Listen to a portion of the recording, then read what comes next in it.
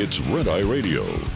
Gary McNamara and Eric Harley talk about everything from politics to social issues and news of the day. Whether you're up late or you're just starting your day, welcome to the show. From the Uniden America Studios, this is Red Eye Radio. Hello and welcome. He is Gary McNamara, and I'm Eric Harley. Welcome to Red Eye Radio Debate 2024 headquarters. Let's head over to the Red Eye Radio Debate News Desk with Chief Correspondent Gary McNamara. Huh? Huh? All right. Well, I'm just reading this here, and this came from the Twitter, the X site, End Wokeness. Suggested debate rebuttals for Trump. Yeah. Harris, I will be tough on the border. Trump, 20 million people invaded this country under your watch, as borders are. If you believe the border is bad now, wait till Kamala fulfills her pledge to give free health care to illegals. Harris, I will lower prices. Trump, you've had almost 4 years to lower prices, yet here we are. If you have a magic wand for reducing cost, why wait? Use it now. The fact is, your policies have led to inflation, not relief. Harris, you're a convicted felon. Trump, my legal battles are a badge of my fight against a corrupt establishment. If I had sold out like many in Washington, I wouldn't be facing these charges. This isn't justice, it's political retribution. Harris, let's talk about Project 2025. Trump, Project 2025, that's a diversion. Let's talk about the real project that's failed America. Project 2021, otherwise known as your administration's track record. I publicly distanced myself from Project 2025, and your focus on it only shows you're out of touch with what the American people actually care about. Harris, a woman has a right to choose. I believe in democracy where states decide on issues like abortions, reflecting the will of the people. But let's not forget, you've advocated for mandates that took away individual choice, like with the COVID vaccine. Ooh. Harris, what about January 6th? Trump, you supported and bailed out the rioters in Minneapolis. You encouraged them, telling them not to stop. $2 billion worth of property damage and dozens killed. Now, the only thing that I would have about that is the fact that he is speaking more than her, and that should not be the case. You want her to speak as much as possible. Did you see what you have, like 2 minutes and then a minute? Is it a minute or a minute and a half of rebuttal? I thought it was a minute. It was a minute? Okay. Yeah. That's a long time, by the way. When you are not used, and let me give you an example. You can't laugh for 2 minutes. Right. Well, when I first started doing talk radio, I remember the panic that you had because you had to fill. I can still remember around 6 minutes after the hour, I'm on the air. Mm-hmm. This is my first day in talk radio. I have to talk till about, I think it was maybe 17 minutes or 18 minutes after the hour. Mm-hmm. So we're talking about 11 minutes. Mm-hmm. And I gave what I thought for my opening monologue ever in talk radio was just wonderful. And everything on my mind, I said it, and I looked at the clock, and I still had 5 minutes to talk and nothing to say. And that's when you realize that when you're somebody who doesn't have a grasp on the issues, which, of course, the first day in talk radio, I didn't have a grasp on the issues. Mm-hmm. I'd never done it before. I was forced to do it. I didn't want to do it. I got forced to do it. And it's almost like that's what's going on with Harris. Yeah. It's not like this is somebody who's saying, I'm going to embrace this campaign, and I'm going to embrace and tell the American people what I believe, and I'm willing to debate anybody at any time, and I'm willing to do press conferences. It's almost as if, okay, you're it. Okay, all right, I want the power, but I really don't like the job. Yeah, but the whole power is actually doing the things that you want. Yeah, but I can't tell the American public what I'd really do, so I've got to fake it. And then I have to be able to respond to the press that will say, for example, it's not enough to say, I've changed my mind on the border. I've changed my mind on fracking. You have to tell why you did it. She can't do it. Well, we said it. What was it? on Sarah Palin. Remember at the vice presidential debate, 2008, right before the commercial on, was it carbon? What was it? It was something on climate change. Yeah, and they asked her the question right before, and she gave a liberal answer. She said yes, and that was a change of heart for her, or change in position. And you and I were like, all right. And everybody was calling us going, well, blah, blah, blah, blah. Well, no. I want to hear her tell me where her change of heart was. Right. That's what liberals are wanting from her. By the way, I have bad news for the Harris campaign. It is 2 minutes for rebuttals and an additional minute for clarification and follow-up. So you got 2 minutes for an answer, 2 minutes for rebuttals, and an extra minute if you need to clarify or do a follow-up. That's a lot of time. It's a lot of time when you're not comfortable doing it. Yeah. I can't. Can you imagine having to go on the air every night? Because I hardly get it at all anymore. But you and I used to get this all the time, which was like, do you actually go on and is that what you really believe? No, I go on every day and I say, okay, what don't I believe? And I'm going to pretend that I believe it. Well, come on. That's you know what that's like?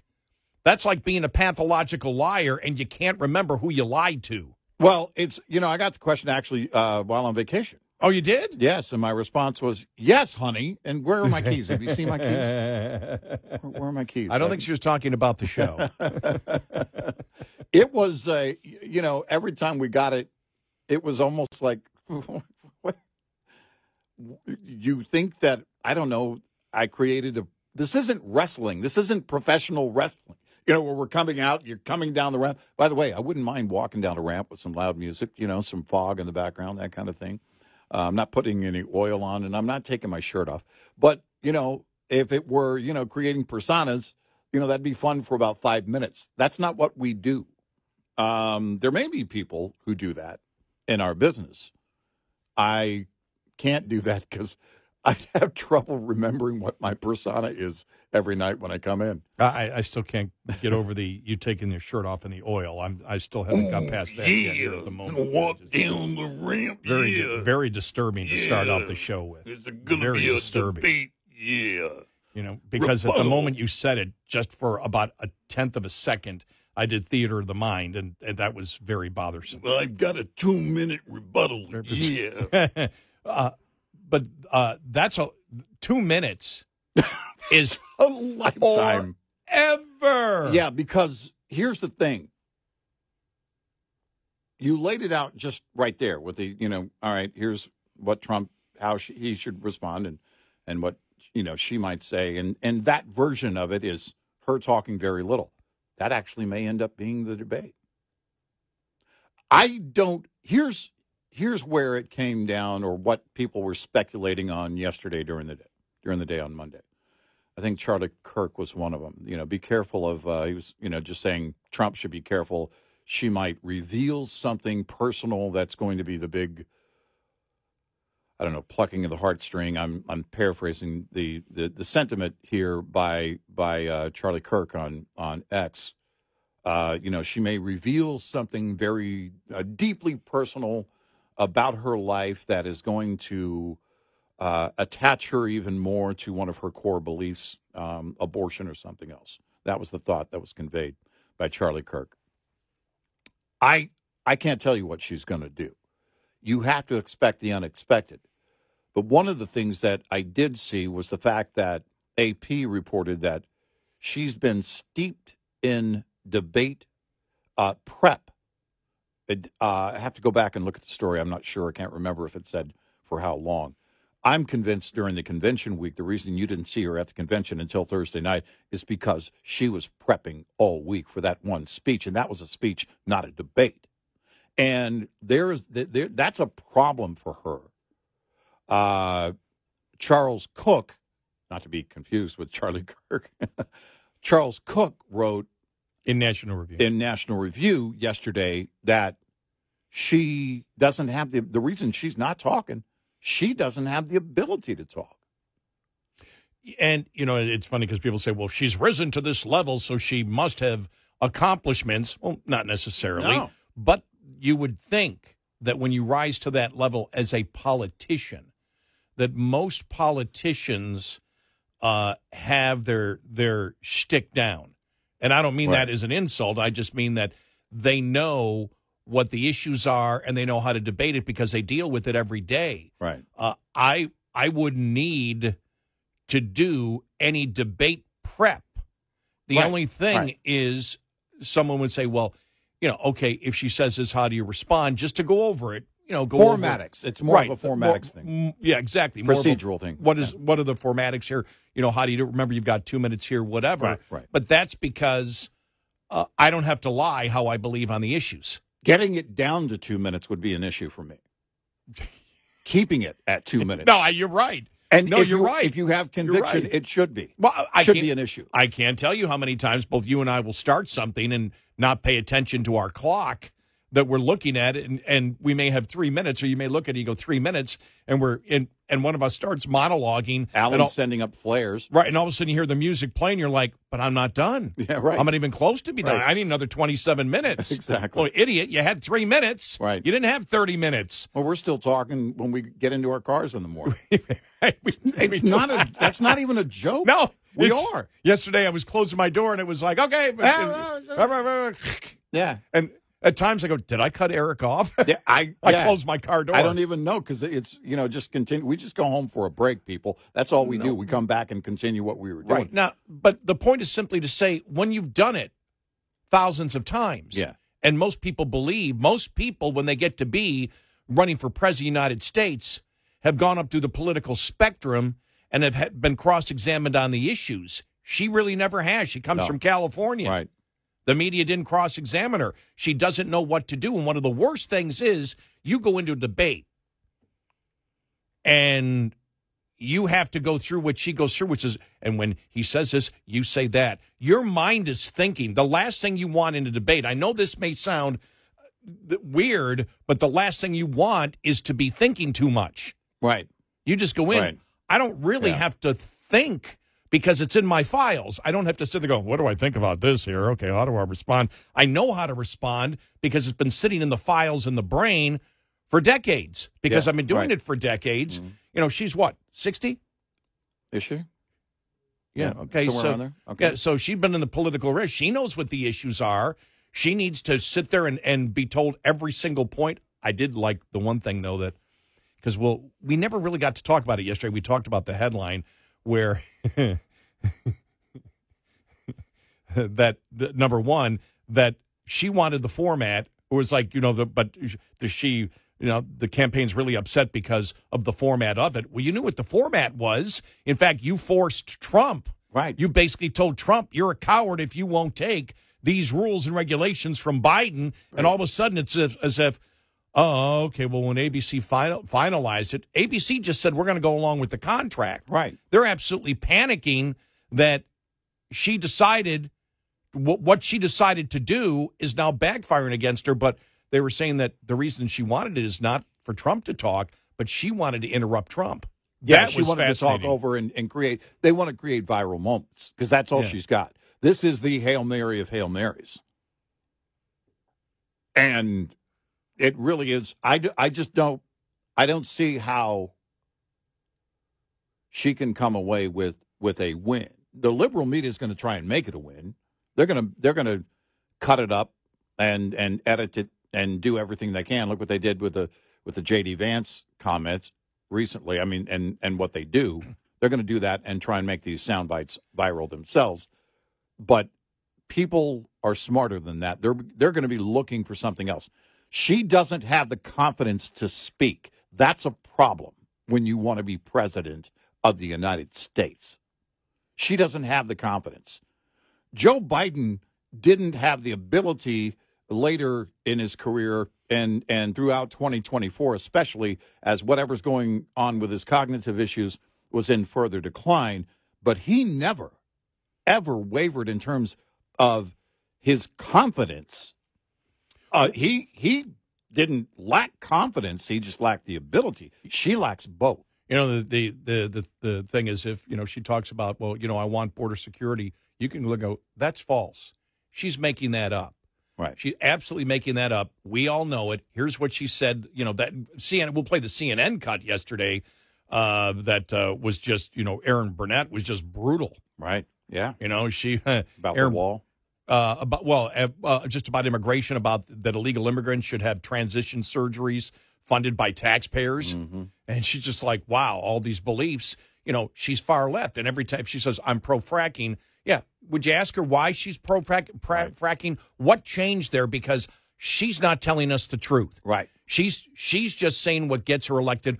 Her whole policy, over the last 40 years has been a far-left liberal. We all know it. You know it. It's like we've said on the air. Does any Democrat really believe that she's pro-fracking? Right. Right. And no Democrat listening right now believes she's pro-fracking. Right. None. Not one. No. They all know it's a lie. Right. So if everybody knows it's a lie, call it out as a lie. Right.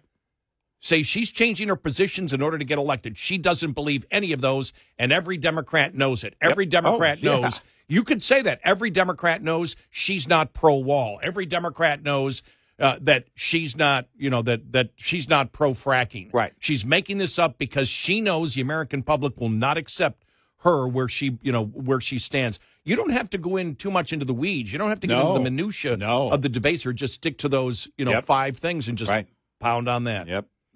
866-90-RED-EYE.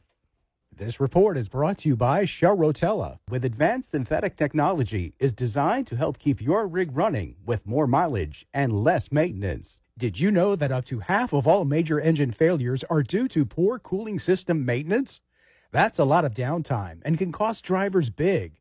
You expect a lot from your engine, which is why the cooling system must be a part of your maintenance routine. Here's a tip to keep your cooling system in shape and your engine running smooth. Inspect your radiator, belts, and hoses for potential failures and deterioration, especially ahead of winter. Check the condition of your coolant to ensure it's at the optimum freeze point. Inadequate freeze protection levels can result in cracking of lines or passages. If you find insufficient freeze point levels or any wear and tear, have these issues repaired by technicians you can trust. Coming up, more with Gary McNamara and Eric Harley. It's Red Eye Radio.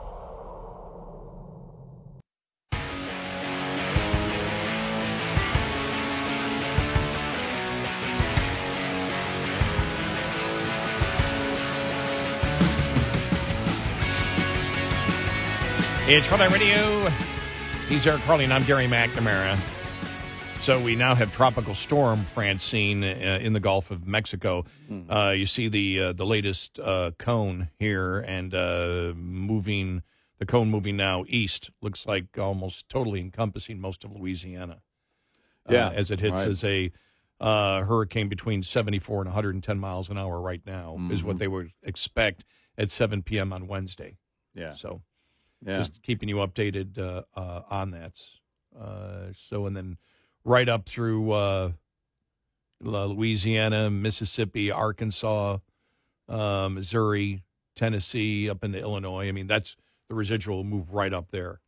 So looking for a lot of rain up in those areas as it moves inland, further inland. Some of the wind shear coming across, though, could steal a lot of the energy from the storm after it makes landfall. That is usually the case anyway, but there's a wind shear in place right now that may further that decline in that power, but it won't mean that the rain won't continue. They're expecting pretty heavy rainfall inland, well inland, even a day or two after landfall. So certainly be aware of that. As flooding is always the biggest threat of any hurricane.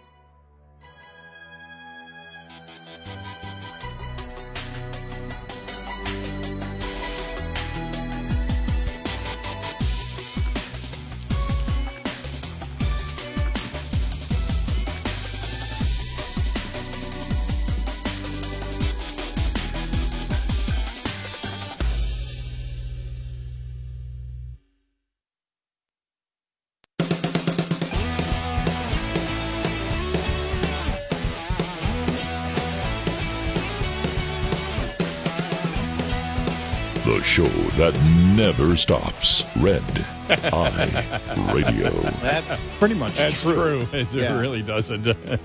Yeah. Good morning. He's Eric Harley, and I'm Gary McNamara. Download our Red Eye Radio app today, and you can listen when you choose. Mm-hmm. All right, so when you look at this election right now, and you look at the debate later on today, everybody knows where Trump stands. Yeah. There isn't anyone who doesn't understand where Trump stands. He's a known quantity on every level. On every issue.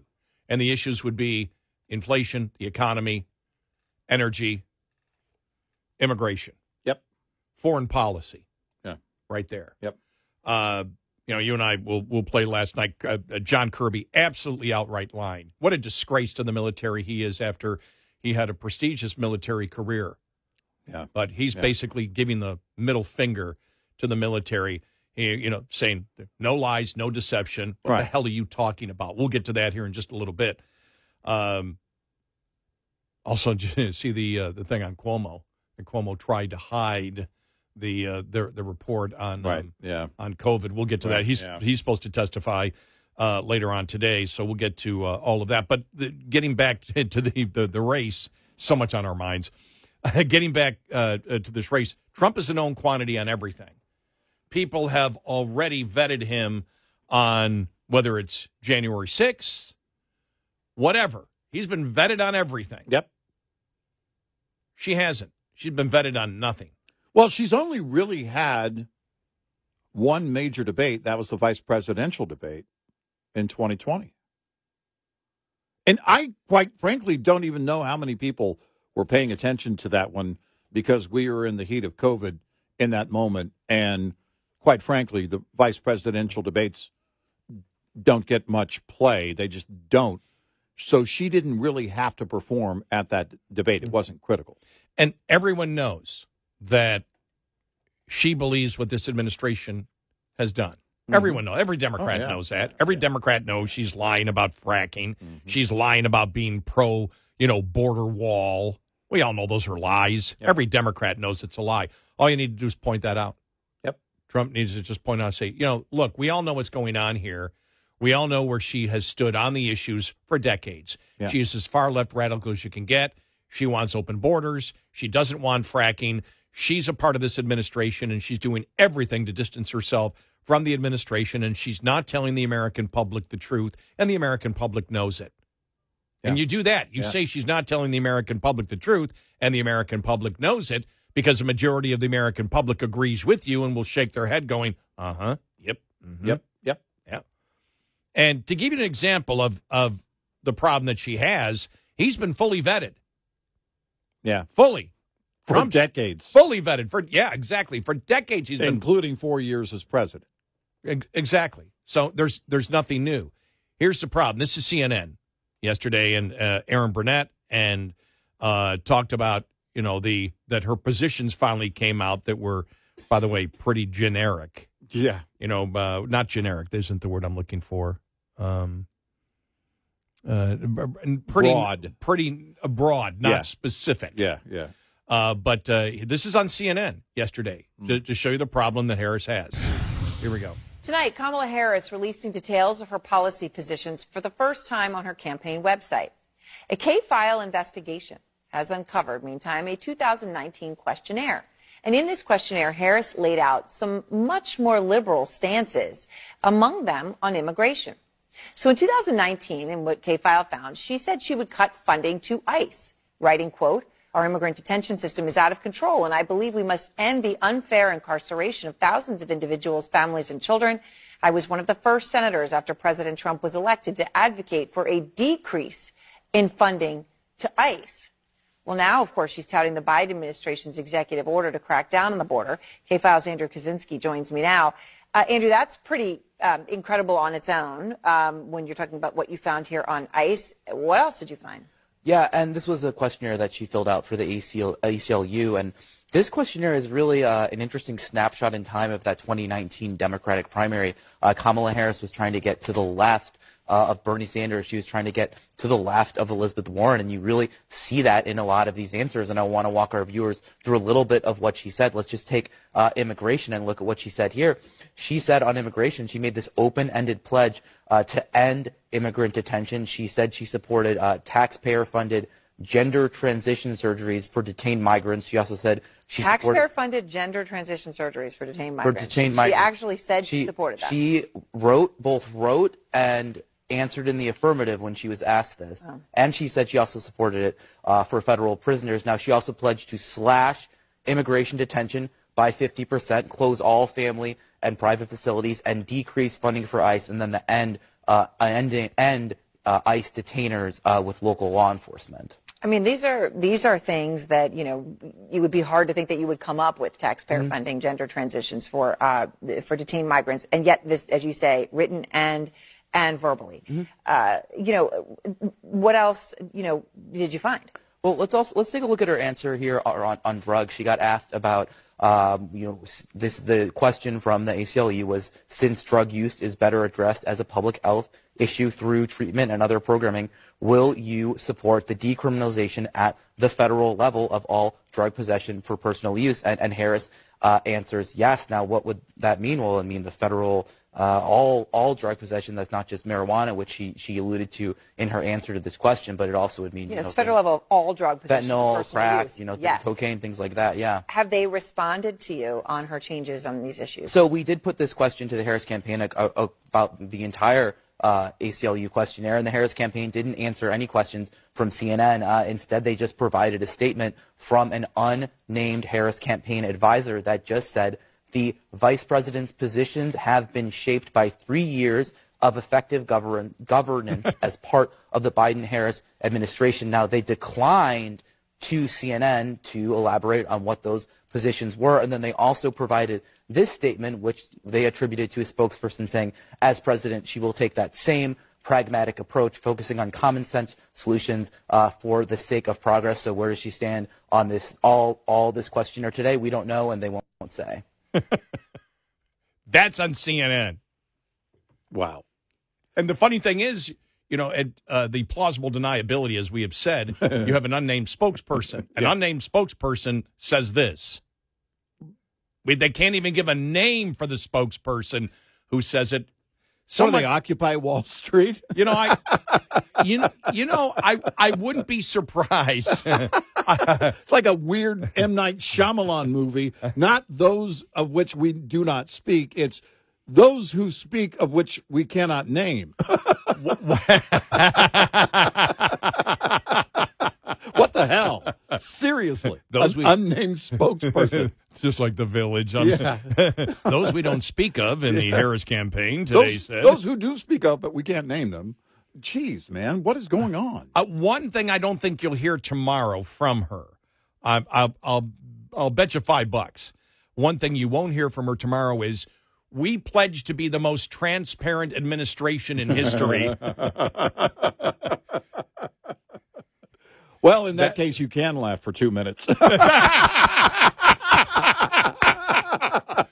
I was wrong.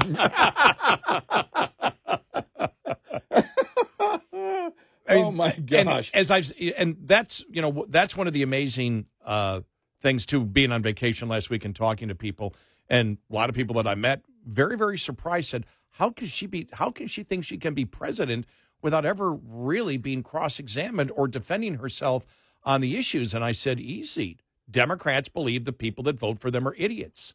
Yeah. That it's just about power. It's about, we'll say anything in order to get power, but we believe that we can get power by treating the people that vote for us as complete idiots, because those people who vote for us wish to be treated like complete idiots. Right. No, I mean, that's where you are. And look, if you're a Democrat, it really gets down to, what you mentioned earlier. Everyone knows, the Democrats know she's lying on these issues, pretending she's pro-fracking and pro-wall, pro-secure border. No. Everyone knows who she is. And so the question is, how much of a lie are you, or how many lies and how much of a lie are you willing to tolerate? And I'm not shocked when people are willing to tolerate all of the lies and the biggest of lies. I'm just not. For me, it's priced in as a given. I just don't know how big of a price or how big of a number to assign to it because I don't know.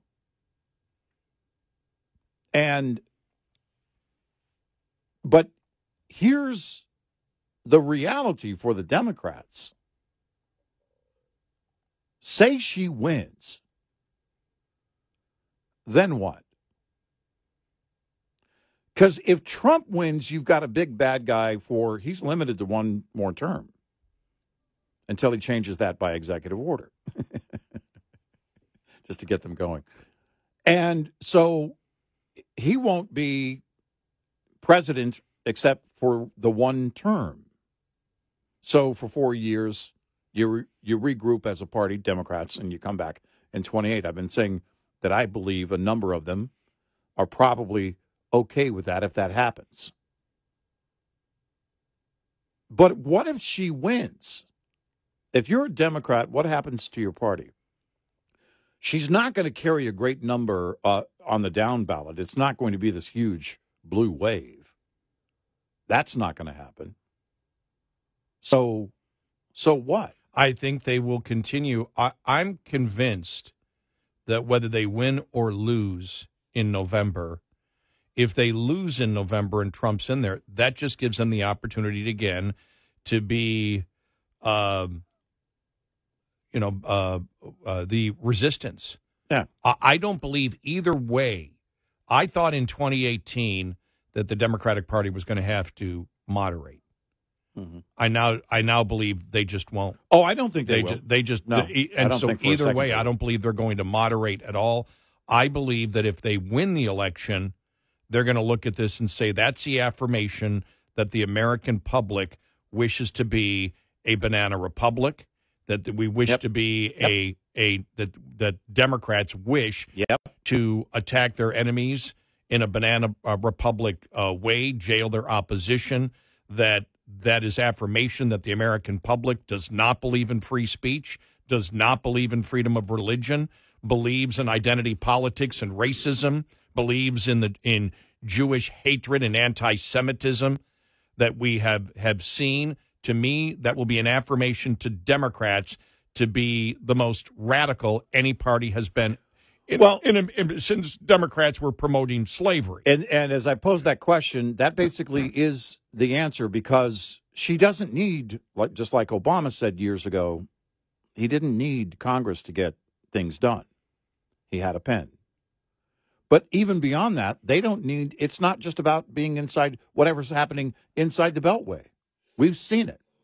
Southern District of New York or California or name any other blue spot in America, and everything will be in full play. You'll have school districts allowing boys in girls' locker rooms and restrooms.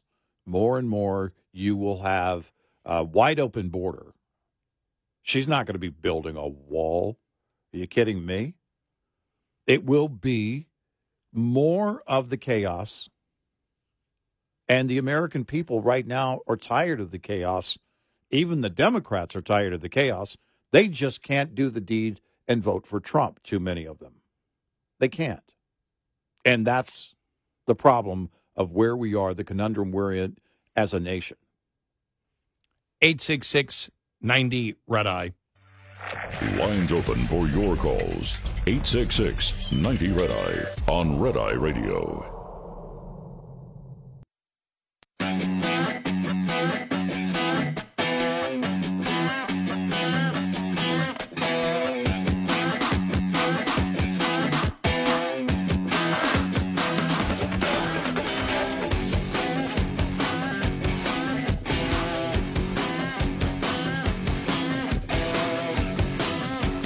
It's Red Eye Radio.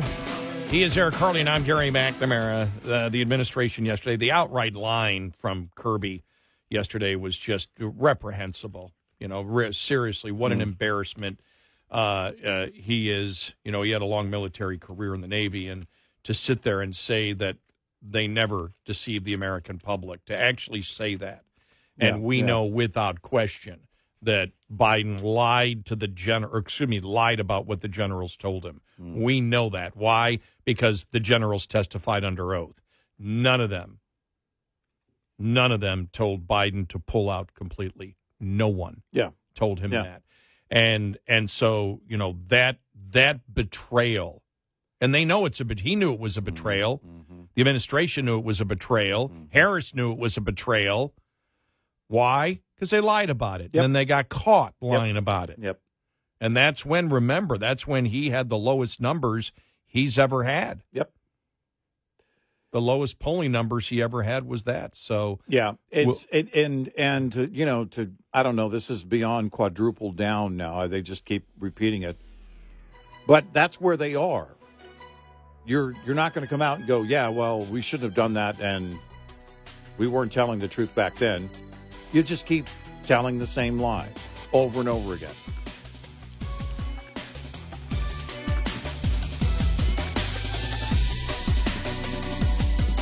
Top of the Hour News is brought to you by House Products. Visit houseproducts.com. This is Red Eye Radio on Westwood One.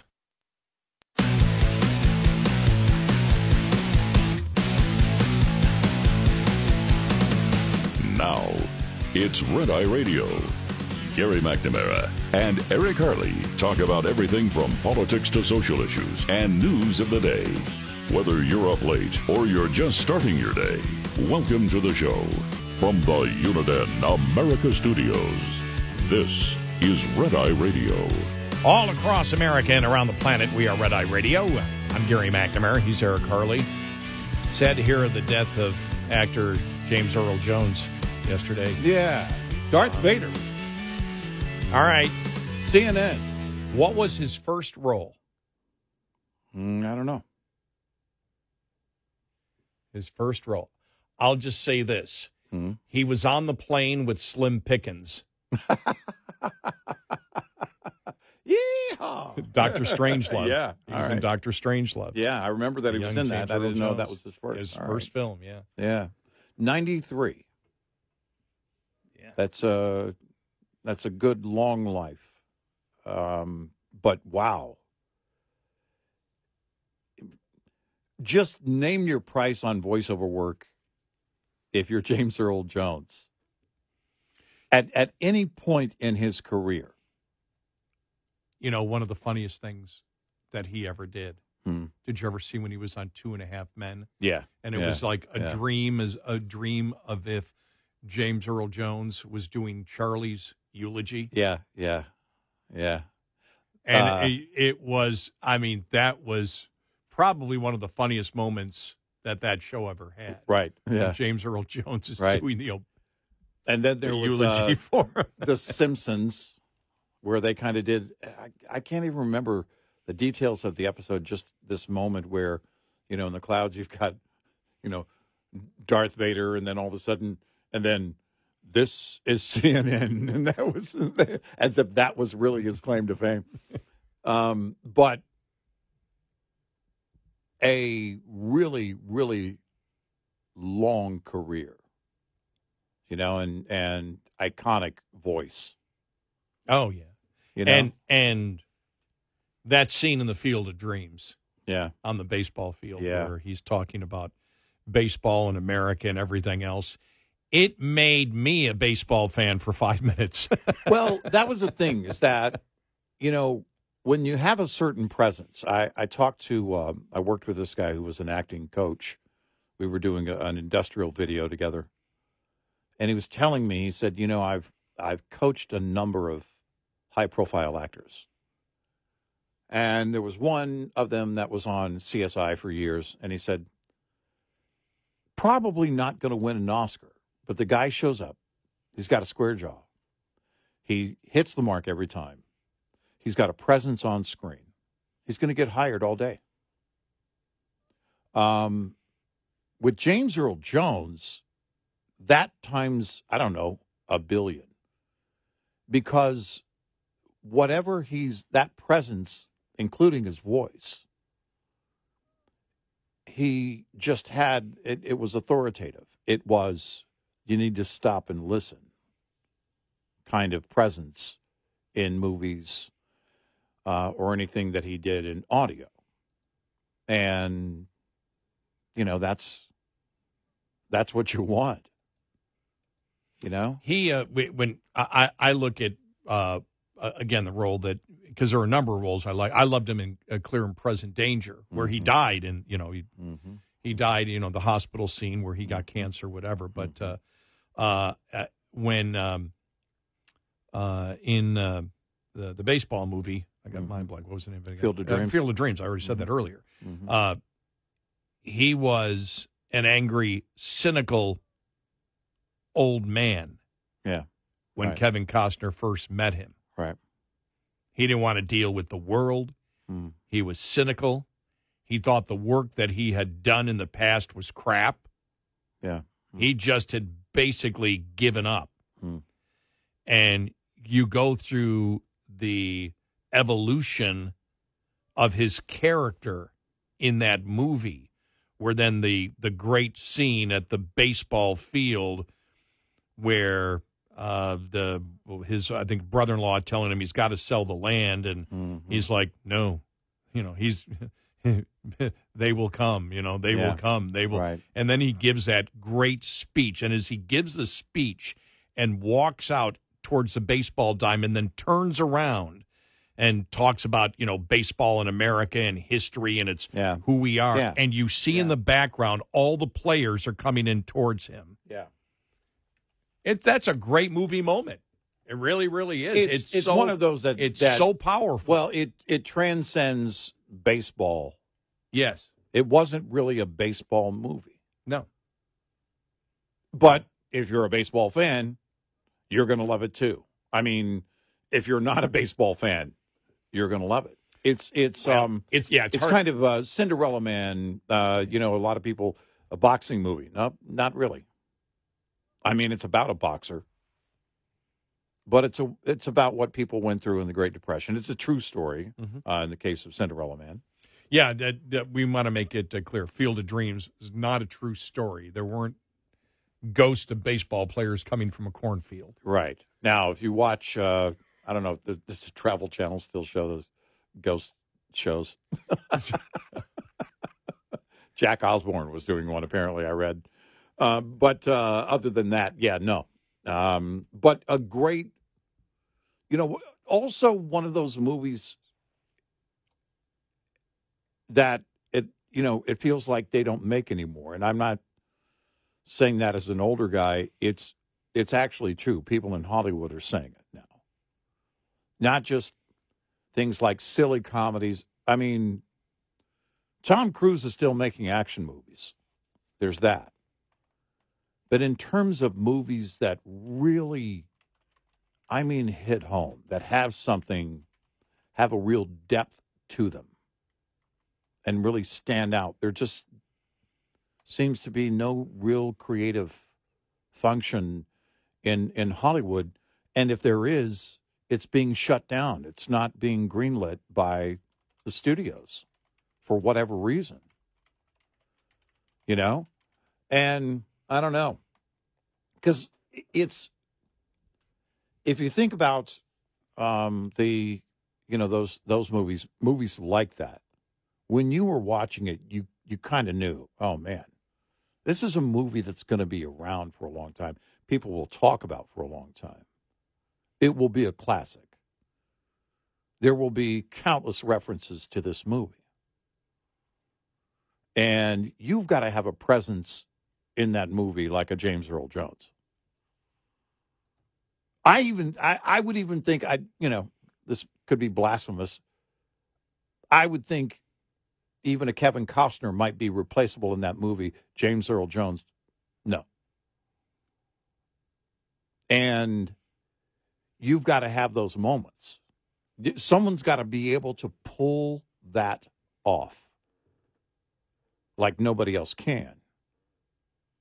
And, that's kind of, that's kind of the point. You've got to, have that presence, but you've got to, it's not just acting ability. It's, being able to really make that moment. But even happen. so, Costner at the end. No, Dad, he did a great Dad, job. Yeah. Do you want to have a catch? Yeah. I mean, come on. I mean, that's no, probably that's a tearjerker. I won't say the peak of his career because he did a number of great things. Right, The Postman. I think he did The Postman. Well, his 2 latest movies not included. Well, no, I had to say The Postman because that was viewed as an unbelievable bomb. Yeah, wasn't he? Didn't he do Waterworld too? Yeah, yeah. That was. I couldn't get through that one, but The Postman, both you and I, for Costner, just very quickly. I mean, it was was just panned as being horrible, and you and I both watched it around the same time. Yeah, and came in and go, yeah, it's a really good movie. Yeah. So shows you that what the public likes and what critics like doesn't mean necessarily we like it. But yeah, James Earl Jones, just what a absolutely stellar life and career he had. Yeah, it's unbelievable. Yeah, amazing, amazing, and a legacy of work that will go on for a long, long time. I kind of swore that I'm not going to be, sitting around watching. You kind of watch what the movies were that you connected with, listen to the music you connected with at a certain point in your life. But you also realize that there are a number of these modern classics that come along. Unforgiven, Clint Eastwood. I consider that to be a modern classic, and another, I think, great Westerns that are out there. But a James Earl Jones in, I don't know how many classics. I don't know what the count is on his IMDb, but it's got to be go on forever. Well, I mean, The Lion King. Yeah. That voice, that authoritative voice. It just had to be, that. You could have somebody else with a deep voice do it. But I mean, it had to have that resonance. It had to have that depth and the ability to really put the emotion in it. Somebody wrote on X yesterday, it was like, God has now given up his voice. Now when you reach the pearly gates, it's James Earl Jones, all right? Now we've got a new voice. Yeah. Pretty amazing. Pretty amazing. And then comedies, Coming to America. Oh yeah. And then the sequel to that. Mm-hmm. I mean, he could pull like I mentioned, the 2.5 Men that he was on. I mean, that he pull off the comedy. I mean, when he they had fun with it, when they had him on there, and it was the dream that he was doing Charlie's eulogy and talking about his promiscuous ways and how much that Charlie paid him whatever he paid him, $50,000 to do the eulogy, which he said that means he was one fine individual. I'm paraphrasing here, but one fine individual. But he was doing it with his voice. I mean, that was just that he could. The funny thing is, at that point, he was parodying himself. Yeah. There was a parody of himself at that point, and he saw the humor in it, and it was just, he had fun with it. You think about it, he could almost do anything, couldn't he? Yeah, yeah. And do it with authority, even comedy. Everything he did, he was authoritative. Now, in his first movie, he was more of a background, but you could still hear the voice back then when he was on the Slim Pickens, the B-52. Yeah, right. By the way, I did see something the other day. It said, in the year 2050, when the stealth airplane is retired, in the background it goes, and meanwhile, a B-52 doing a touch and go. But I mean, that was more background. But yeah, that was his first role. Was in I read yesterday was in Dr. Strangelove, which is still a great movie to watch. Yeah, wow. But so great life. Yeah. All right, coming up, the debate tonight. More on that. There's a headline: Lights out in La La Land. You saw that happen in California, and Los Angeles got hit. Right. All because expect more of this. Oh, yeah. Expect more of this because of the idiocy. Look, we put idiots in charge. We do. We put it because only an idiot would say, oh, we can run the grid on solar and wind and double our use of electricity. Remember, that's what Biden ran on. Right. He later on had to add nuclear, but the fact is that, for years he was walking around going, no, all fossil fuel is gone, all fossil fuel is gone, we're going to run it on solar and wind, solar and wind, solar and wind, solar and wind. These people are idiots. They're absolute. Yep. We put absolute idiots in charge of things that are extremely serious because that's about our economic and energy security and about our national security too. Well, and they quite frankly, don't care about the brownouts or, what you're going to have to go through. That they want people to get used to that. Yeah. They want people to get used to that. You're using too much energy. You should be okay with going without. 866-90-RED-EYE. Brought to you by FPPF, Fuel Power Max. After fuel, an owner-operator's second biggest variable cost is tires. To save, get as much life out of them as possible with good habits. Maintain proper inflation. It's free and easy, yet it's the highest saving maintenance you can perform on the truck. Improper inflation is by far the greatest reason tires fail early. Perform routine maintenance. If a technician can by hand initiate irregular movements in tie rod ends, kingpins, wheel bearings, and torque rods, that spells trouble. Fight irregular wear by replacing suspension components. On the steer axle, change your shocks at least as often as you change your tires. On the drive axle, replace shocks halfway through the tire's life, and when the tires are changed too. Finally, employ good driving habits. You have full control here. More conservative driving over rough surfaces helps reduce wear. Speeding, hard braking, curbing, and tight turns cause tires to wear fast. On the other hand, steady acceleration, braking, and steering can extend the life, saving a bundle. Owner-Operator Business 101 is provided by Overdrive's Partners in Business program. Go to overdriveonline.com to the Partners in Business section on the website for more details on this and many other topics. Brought to you by Shell Rotella. With advanced synthetic technology is designed to help keep your rig running with more mileage and less maintenance. Get in touch with Red Eye Radio, toll free at 866-90-RED-EYE.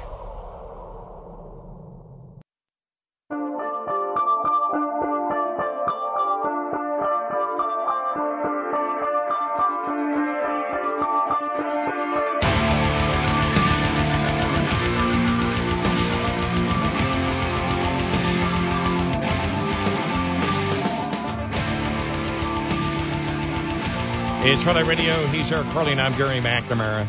Just reading this here, source from the White House. Lots of Obama people brought in to help are calling this the real election day, which hasn't helped with Kamala's nerves. Policy talk is hanging on her memorizing the answers and not divulging into word salad. Another part is not answering questions altogether and using her time to make petty convicted felon insults, according to a White House source. That'll get old quick.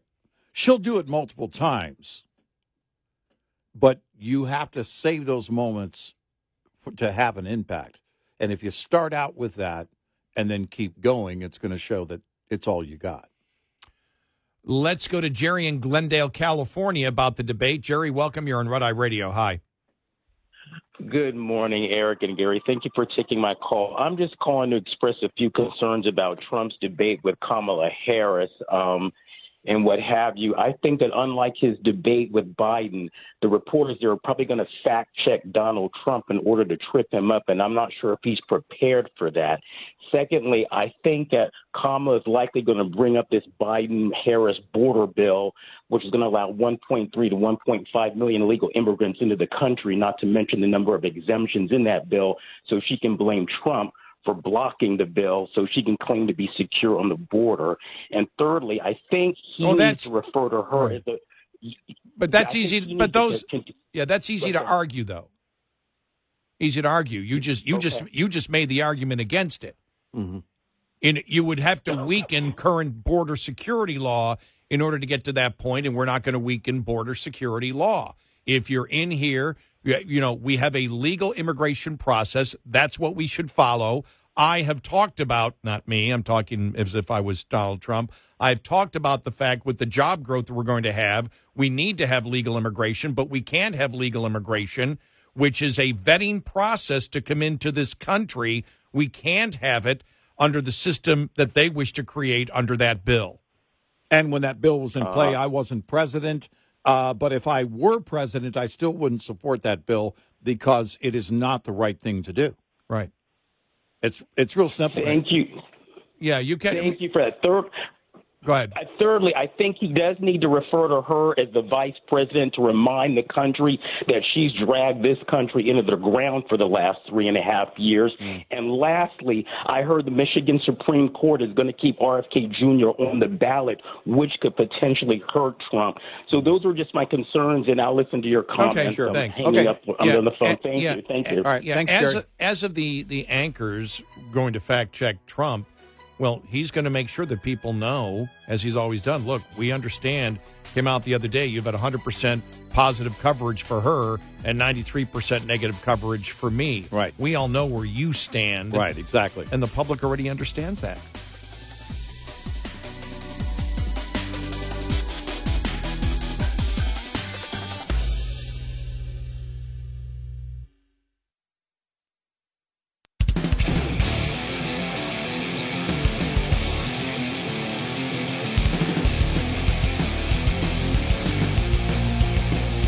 You're listening to Red Eye Radio from the Uniden America Studios.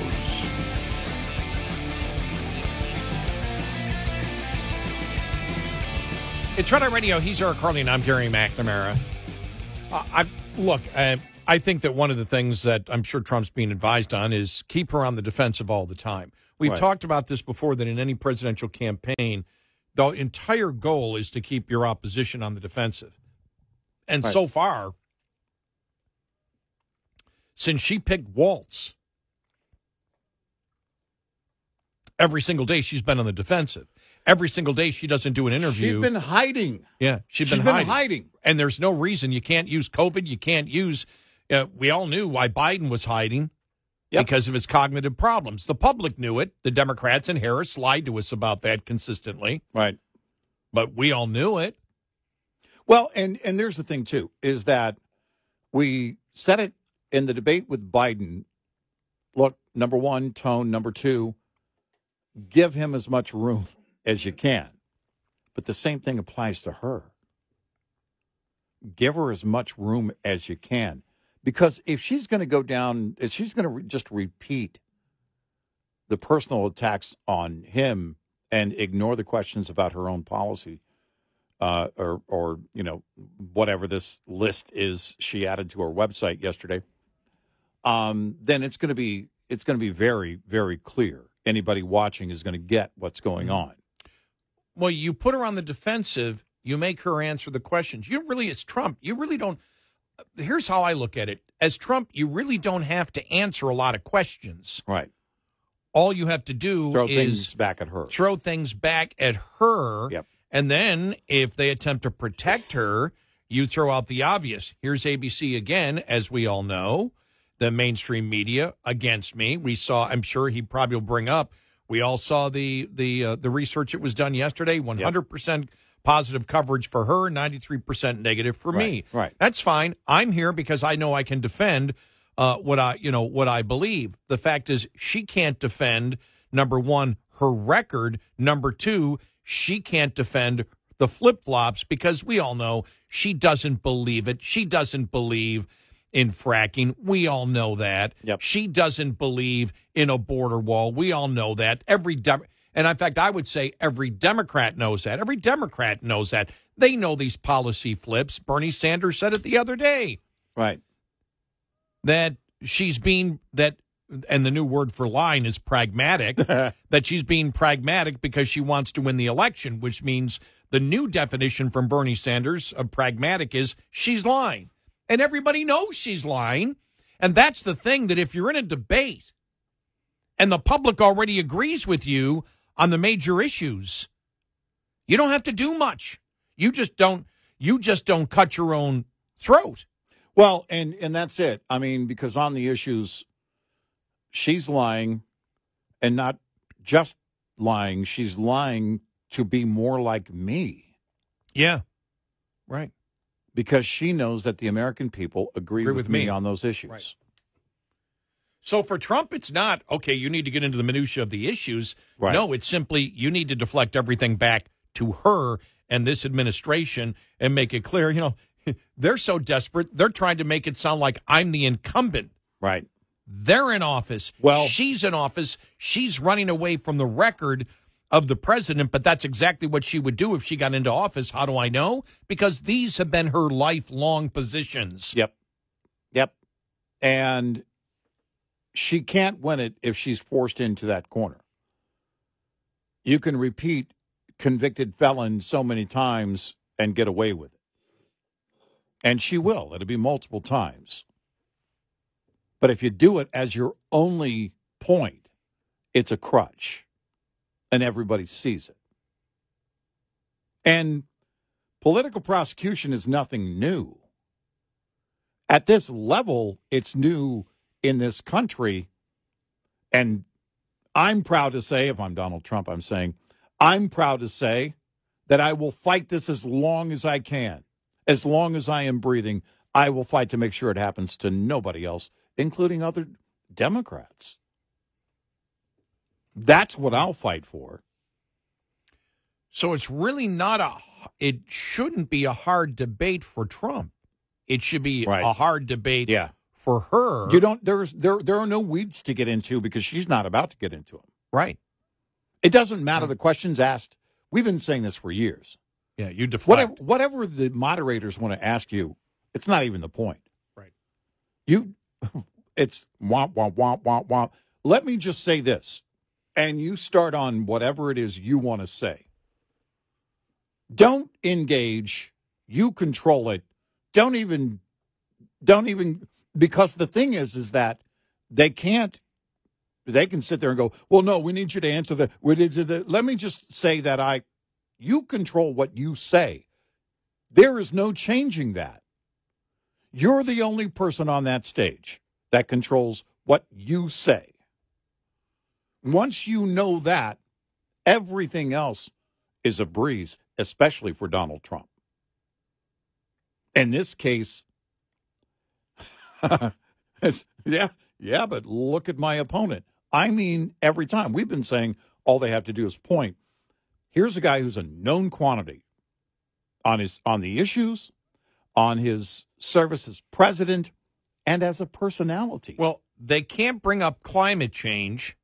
No. And go after Trump for climate change because now Kamala is pro-fracking. Right. So either she's lying or she actually is pro-fracking. Right, but I mean the moderators. I know. Excuse me, the political activists. Yeah. The leftist political activists can't go after Trump for climate change and say you're destroying the planet. Right. Or this, this group says you're destroying the planet by doing all of this. And, what about the young children in the future, like the normal blah, blah, blah, yada, yada, yada crap that they'd throw at him on climate change. Mm-hmm. On the border wall, they can't call him a racist anymore.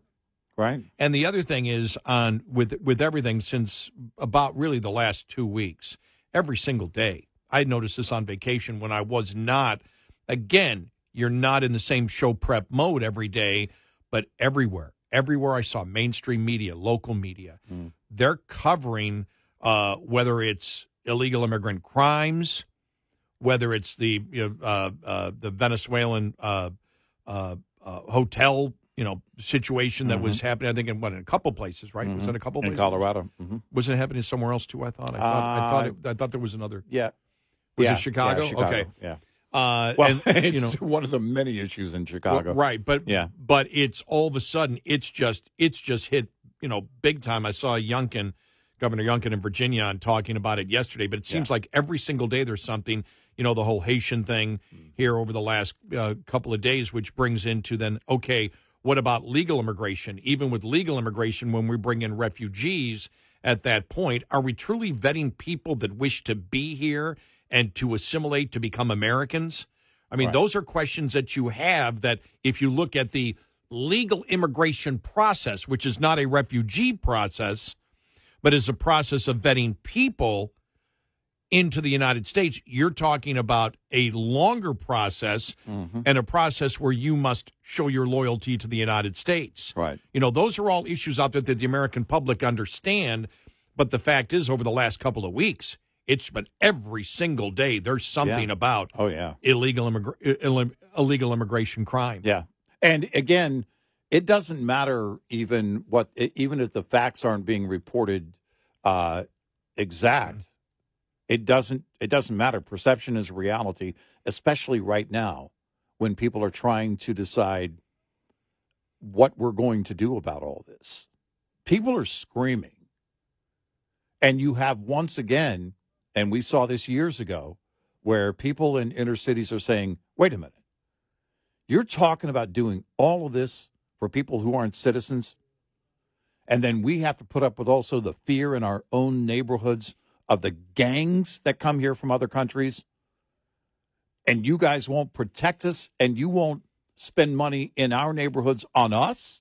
Well, again, I saw another story yesterday about the fury from the reparations activists in California. That, I mean, they were promising, we're going to do something, we're going to do something. And the fact is, we followed the insanity of it, which started at like $240,000 per eligible reparations recipient, all the way up to $200 million. Yeah, at the high end. Yeah, and it was just getting to be bizarre. And we went, what if they come back with no money? That's exactly what they did. Yep. But at the same time that California came up and said, sorry, we have no money for reparations, which was the only thing that they really wanted was the money. And they said, sorry, you can't have the money.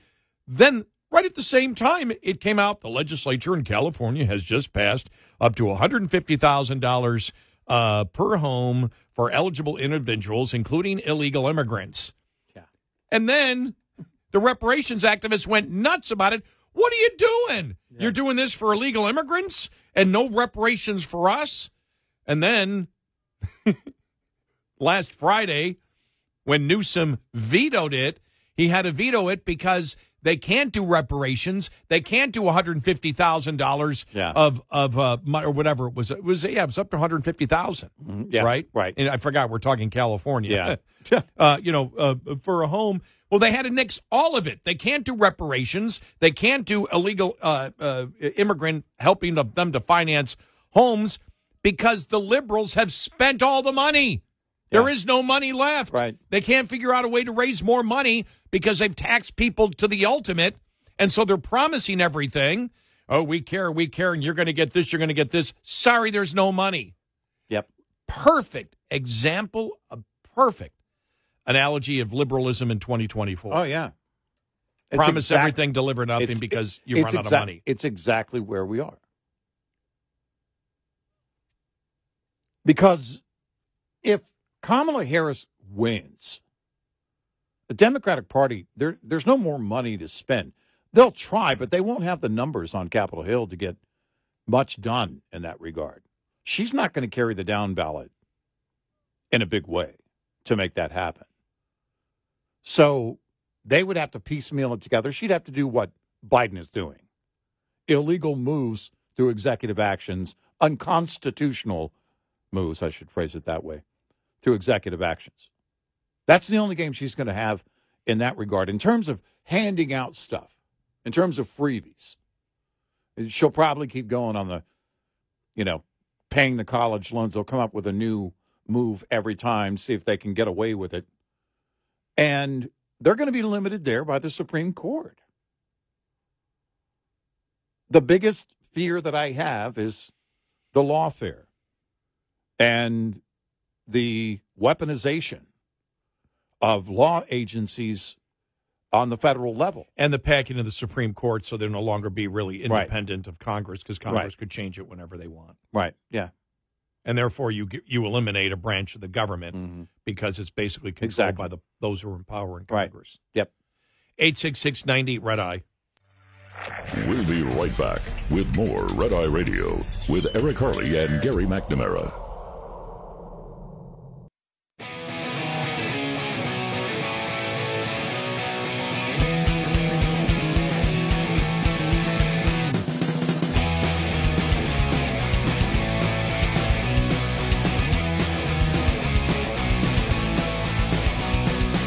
It's Friday Radio.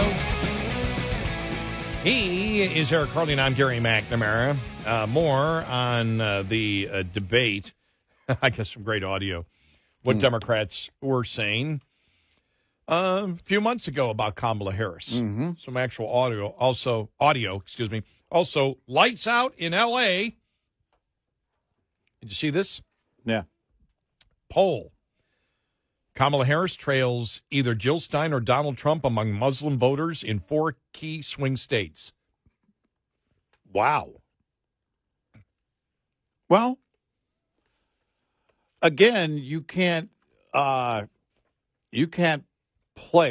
pretend you're pro-Israel and get away with it. It's just not going to, the far left isn't going to let you get away with that. Remember, they've protested her campaign stops a few times. So, question is, how does it affect the vote in those states overall? Another thing is Trump should bring it up if they start talking about, well, because she'll bring up January 6th or convicted felon. He'll say, look, I'm for one thing I want is secure elections. 86% of Americans agree that citizenship should be required to register to vote in U.S. elections. Your administration, you are against that. Are you for or against that? He should ask that question to her. Right. And then if she doesn't answer, bring it up. By the way, you notice she won't answer that question. Right. You won't ask it. He can, by the way, he can take the time. He can make a statement and ask a question at the same time. Look, why is the Biden-Harris administration against it? And if she doesn't respond to my question, you're going to know she disagrees with 86% of Americans who believe that U.S. citizens should be the ones voting in U.S. elections. Again, you control what you say. You control what you do on that stage. Nobody else does. You take every opportunity you can. And the thing is, the public agrees with Trump on the issues. Yep.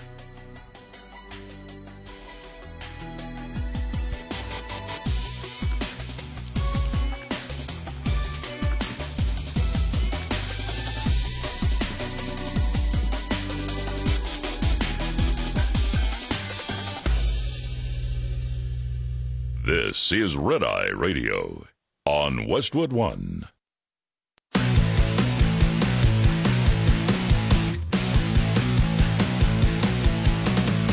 Now, it's Red Eye Radio.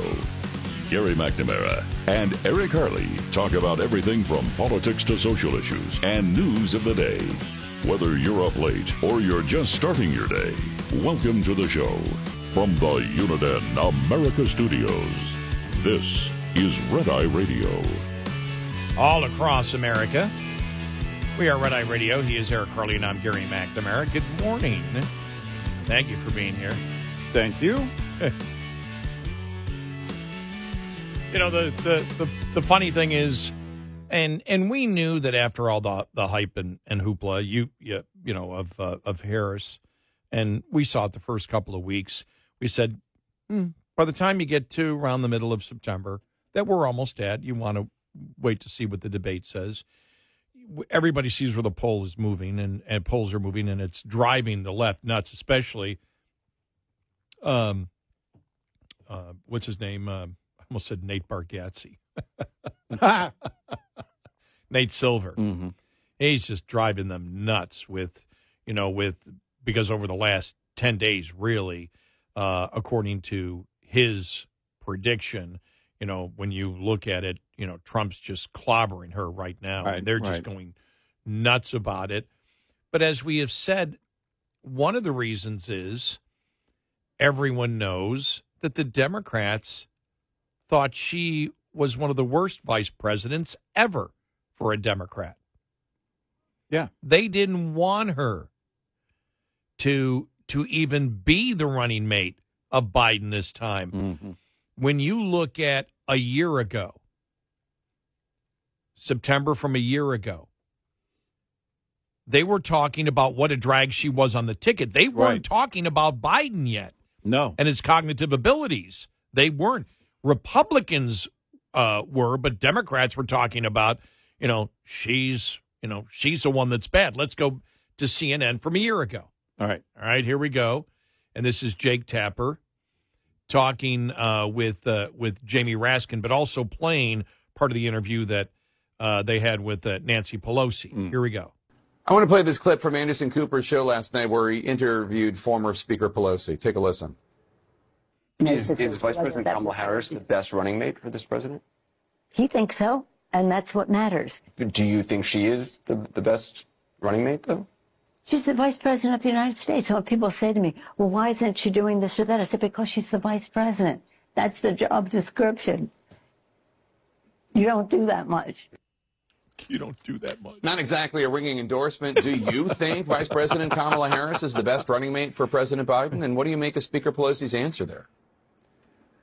I mean, there didn't seem to be anything wrong with that answer. Obviously, President Biden, Vice President Harris, Speaker Pelosi, for that matter, all of us have been laboring under just a deluge of propaganda, disinformation, and criticism by the MAGA right. You are doing what Speaker Pelosi did, which is not answering the question. Do you think Kamala Harris is the best running mate for President Biden? Is it? Well, obviously, she gave the right answer. That's President Biden's choice. It's just a simple question. Do you think Kamala Harris is the best running mate for President Biden? You've said she's excellent. That's farther than Speaker Pelosi went. But do you think she's the best? I'm not trying to throw anything into turmoil. I actually think it's a pretty simple question. Do you think Kamala Harris is the best running mate for President Biden? Yes or no? I mean, I don't know what else I can say other than she would be an excellent running mate and an excellent vice president. I don't know whether President Biden has named his running mate. We're going to a convention next summer. It's a year away from now, and we're going to go through that process. They couldn't even answer the question. They couldn't. What you should have heard was, stop asking a stupid question. Right. What you should have heard was an overabundance of confidence to the point where you're so dismissive of the questions here from Anderson Cooper. And keep in mind, to quote the now late, great James Earl Jones, this is CNN. This wasn't Fox News. And we said it. And you don't have to go back to September. Go back a few months. Yeah. She wasn't invited to the dance at all, and then all of a sudden she's the prom queen and can do no wrong and was always the one. No. Here's what I wonder. Because I think they were seeing this with Biden's numbers when he was still in. That a significant number, it stands to reason, that a significant number of Democrats were just going to stay home. They're not going Jill Stein. They're not going JFK Jr. Again, this is back when Biden was still in. And they're certainly not going Trump. They're going to stay home. So the down ballot was going to suffer greatly. They saw that, and then there had to be this organized, everybody's in. Everybody's in. It's mandatory. Everybody's got to show up. Look, they brought the establishment to their convention, something the Republicans didn't do and didn't need to do. In fact, I'm glad they didn't do it in terms of establishment Republicans. But they felt they needed to bring every single establishment, I don't know, star, former star, whatever, former rock star. And they were trying to gel this thing together. And then it was really just falling out, because you can't expect that a facade is going to stand up even in the slightest breeze. And now we're at 51 days with no formal press conference and a debate stage tonight where she's going to have 2 minutes for answers, 2 minutes for rebuttals, and another minute for follow-ups and clarifications. That's a long time for her to talk. And everybody knows it. And so now you have this situation that you just heard it from a year ago. Listen to the tone in Anderson Cooper's voice. I mean, seriously, is she the one to be running with? I mean, think about the nature of that, because we remember it. We don't live in the bubble of today. You and I remember that very clearly, because there was talk about replacing her on the ticket. Mm-hmm. Long before they were talking about replacing Joe on the ticket. Yeah. It was first about her, not Joe. And now it's all about her. Really? You want people? So here's what I think. I think there's a possibility. I don't have anything to prove this, but I think there is a distinct possibility that they're looking again at some internals that are showing too many Democrats may stay home and their down ballot is going to suffer. You see what I almost said Nate Bargatze too. You see what Nate Silver is showing, and, he's doing his, once daily breakdown of it. He said he might do 2 today. And he is not a Trump fan. No, he's not. But you're seeing that, in that breakdown, you're seeing Trafalgar, Rasmussen. When you break down the actual polls and you go state by state, look, it may be close because it may be that people are just want to live in this bliss, and they're going to vote for her because they just don't want Trump to be president. That is a distinct possibility. But I have to wonder if their internals are showing that more and more Democrats are now over. The honeymoon is over. It's done. It's buyer's remorse. The energy, it just simply isn't there. And that's a problem, because voter apathy will also wreck your campaign. I go back to right before we went on vacation, and then last week, bringing Biden on the campaign trail. Yeah. Why did they do that? Right. There was no reason to bring Biden, mumbling, bumbling, and stumbling on the campaign trail with her. Right. A little over a month later, when they brought him out. Right. The person that they forced out of office because he was so incredibly unpopular, you think about it, he was not replaced by Democrats because of the lack of his cognitive abilities. Right. Democrats only replaced him. Democrats forced him out for one reason and one reason only. They knew that after one debate, mm-hmm. and then looking at the polls, and the polls, by the way, were showing before the debate he had problems, but they knew immediately after that they could not reverse it. They could not reverse it. He was so incredibly unpopular, they had to do something that nobody was expecting a year ago, and that was to hell with the 14 million Democrats that voted. Yep. We need to be like the Politburo of the old Soviet Union. Yep. And the party needs to pick the candidate, and we will anoint Kamala Harris. And while we're prosecuting our opponent. Yeah, exactly. And so you see how incredibly unpopular he was. And as I said, after the debate, that's why they had him on, not the debate, the convention, they had him on Monday, right? Yeah, it was Monday. Yeah, right. And it was like, okay, he's done. You won't see them together again. Soon as that was announced, right before we went on vacation, I looked at you on the air and said, there's a problem there in the internal polls. There's a big problem. There's no reason to bring Biden out. You're trying to separate yourself. That was the point. That's when she was starting to move. She had already moved in a variety of different positions, and then he's out there going, no, she agrees with me. She agrees with me. She agrees with me. Well, the last thing you do is bring him out. Why is she bringing him out? That had to be their internal polling. That's part of the panic That's when the real panic started. It had to be. There is no other coherent reason to bring Biden out on the campaign trail with him when you're attempting to distance yourself from him. Right. So it must mean that somehow you saw in the polls that with Democrats, you are viewed as so bad by Democrats, you need to bring the guy out that you kicked out of office. Right. That's desperate.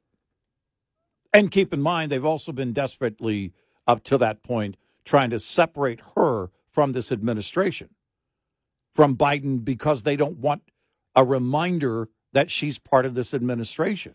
But yet they bring him on the trail. Yeah. And I say kicked out of office. I didn't Right. mean he's out of office. Right. No, I meant, out of the nominees. Nominee and out of office, Yeah. for next year. Right. And so something at that point had happened, and it's still there right now. And the polls are the polls are showing it. The what's going on in the different states, and the fact that she just will not. The thing is, she was so bad by not doing any interviews. She reminded the media every day that she won't do an interview, and we mean a legit interview. Right. And she won't do a press conference, and she's afraid to be cross-examined on what she believes as she attempts to make the American people believe that she's changing on all major issues, but won't tell the American public why. Right. And all she did was remind the American public, oh, yeah, that's why we hated her. This is bad upon bad upon bad, and it really reeks of the type of chaos, I don't know, a millionfold, that was in place with her campaign in the fall of 2019 that led to her dropping out in early December 2019. They said it was just chaos. Nobody wanted to work for her campaign. They couldn't raise money. And they're trying to keep this together, but they're going in every single direction except the direction of where the media is. Yeah. They And so run now- from the media. Think about that. Well, CNN's pounding on her as much as they pounded on Biden. Yeah. And it's the problem is nobody believes the flip-flops. As we said over and over again, any Democrat listening right now, she's not pro-fracking. Of course. You know yeah. it. You know she's lying. Yeah. Right? Is there a Democrat out there that believes she all of a sudden magically became pro-fracking and pro-border wall? Does any Democrat? No Democrat believes that. Everybody knows they're being sold a line of BS. Yeah. Everyone knows it. They know it. It's a different type of BS than what was being sold by Biden and the Democrats when he was still running, which was, oh, he's fine. Everybody knew he wasn't fine. The polls showed it. Landslide numbers showed it, as the Democrats and Harris lied about that. Yep. Now where she comes out and won't do any interviews, but has changed her positions, most Americans say, well, if she's changed all of her major positions, why won't she explain why? Why won't she do an interview and explain why she has changed it and ask a specific question? Why is she now agreeing with Trump? Right. Everybody is asking the question. And so they look and they go, okay, she won't do any interviews. Yep, she's lying. She isn't pro-border wall. She's not pro-fracking. Come on. We all know it. She's lying. Yep. And so we're back to where they were with Biden just 2 months ago, except it's just a different obvious lie that the American public knows. And she's lying to appear more like Trump on the issues. Yeah, exactly. 866-90-RED-I. Coming up, more with Gary McNamara and Eric Harley. It's Red Eye Radio.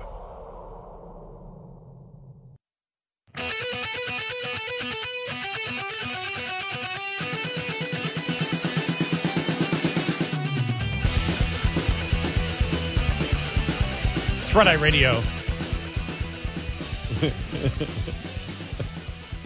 I'm sorry. I'm just dying laughing here. New York Post, Washington Post columnist slammed for reporting on Harris's shopping list. You should be embarrassed. A columnist of the Washington Post is taking heat online after he posted Vice President Kamala Harris's shopping list. James Holman, we read this yesterday, posted Harris's purchases on X after she visited a spice shop known for its outspoken support of Democrats in Pittsburgh ahead of her debate with former President Donald Trump on Tuesday. Did you see how they tried to make that natural? They knew what they were walking into when they went into the spice shop. Oh, yeah. Because she had posted on social media, where she stood. Right. Kamala Harris just went to Penzeys Spices and bought creamy peppercorn dressing base, Fox Point seasoning, Trinidad lemon garlic marinade, Turkish seasoning, and Tuscan Sunset salt-free Italian seasoning, Holman posted on Saturday. Social media users, this is the best part, slammed the tweet and accused the Post staffer of being a sellout. Honest question, how do you look at yourself in a mirror and not feel massive amounts of shame? This is my favorite. Are you tracking bowel movements too? Wow. This is embarrassing, and you should be embarrassed. Others mocked his tweet and claimed it was a parody of real journalism. This is Pulitzer quality material. Congrats. Yeah. Holman did not immediately respond to requests for comments.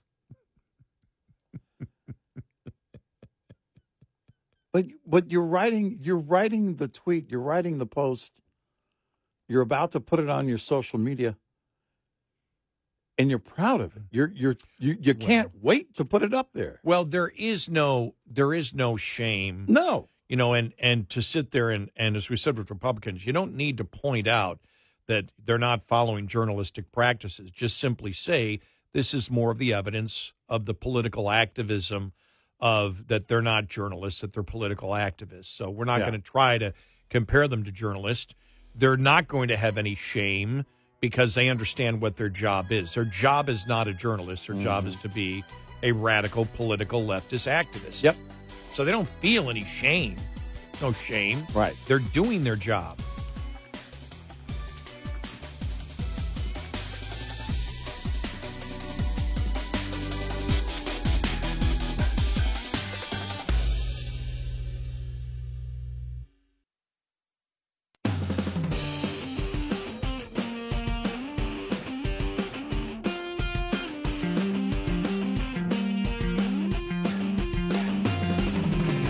Observing and analyzing the insanity.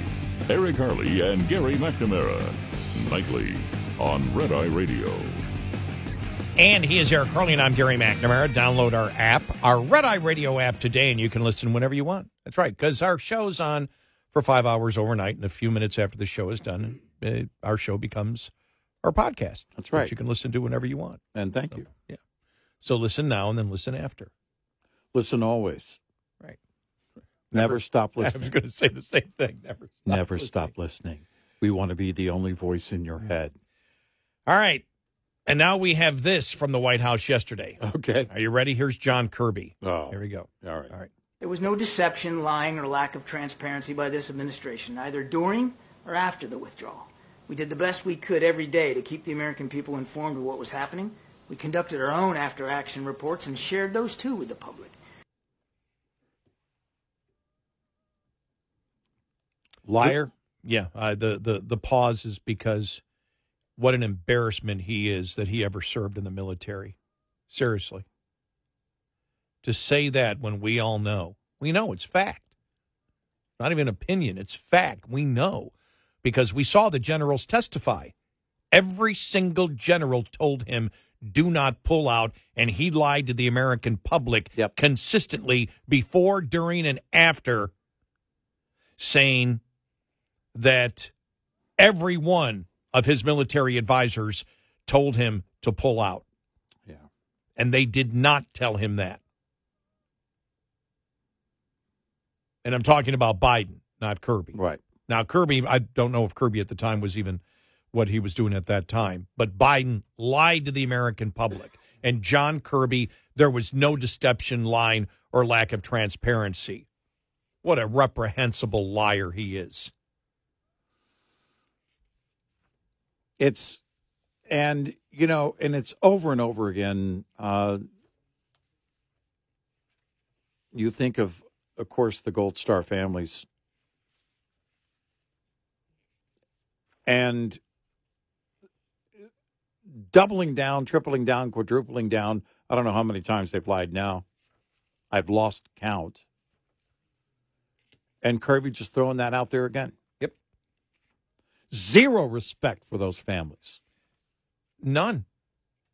Zero respect for the American citizens, including the American citizens that were left behind in Afghanistan after they were lied to repeatedly during that entire thing.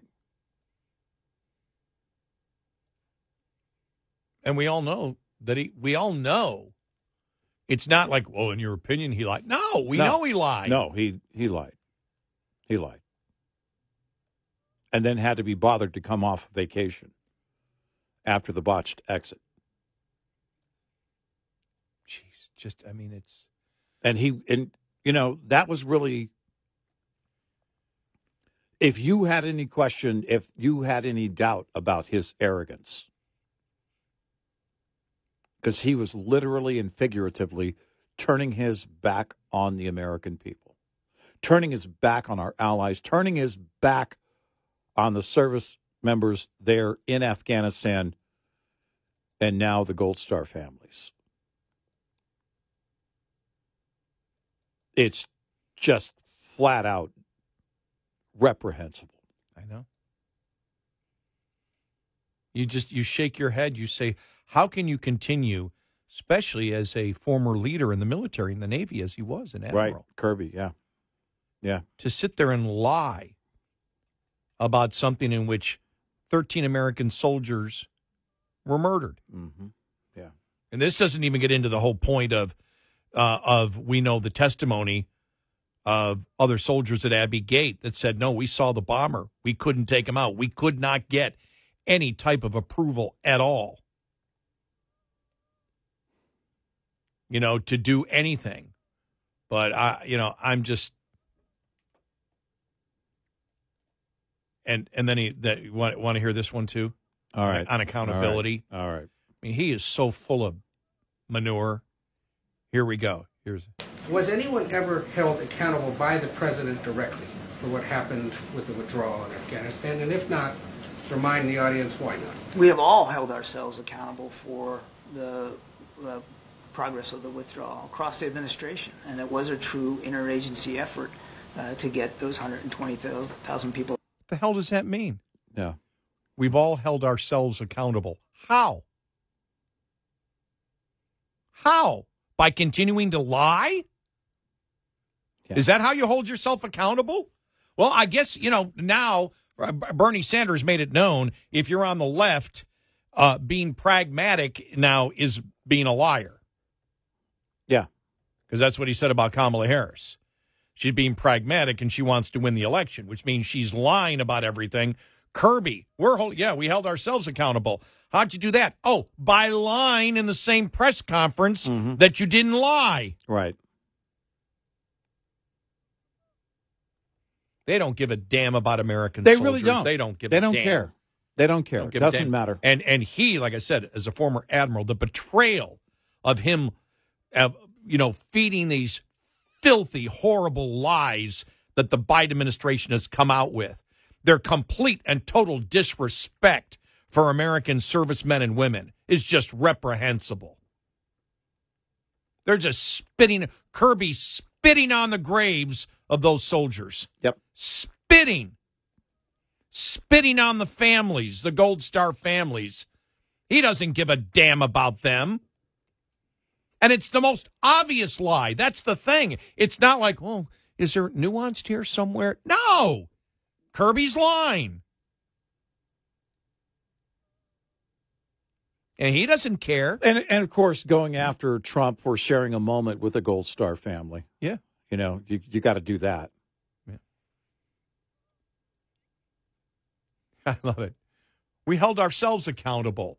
That's the biggest. What you want to know? One of the biggest BS lines of all time. How come no one was held accountable? We held ourselves personally accountable. Which means I gave myself a good talking to. Yes. I put myself in timeout. The president went to a remote place, vacation, and thought about what he had done. That's stupid. That's just ignorant. That's the arrogance that runs throughout this administration. We held ourselves accountable. My gosh. We each held ourselves accountable by continuing to lie about what happened in the withdrawal from Afghanistan.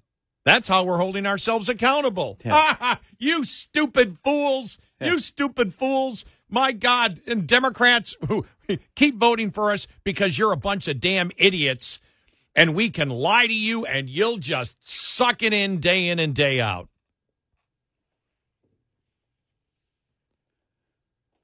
Wow. Just amazing. And they don't care. I mean, they don't. You know, you can ask yourself, how do they live with themselves? How do they sleep at night? How do they look themselves in the mirror? They don't care. They don't care. Yeah. Doesn't bother them a bit. Nope. They're political activists. They're radical political activists.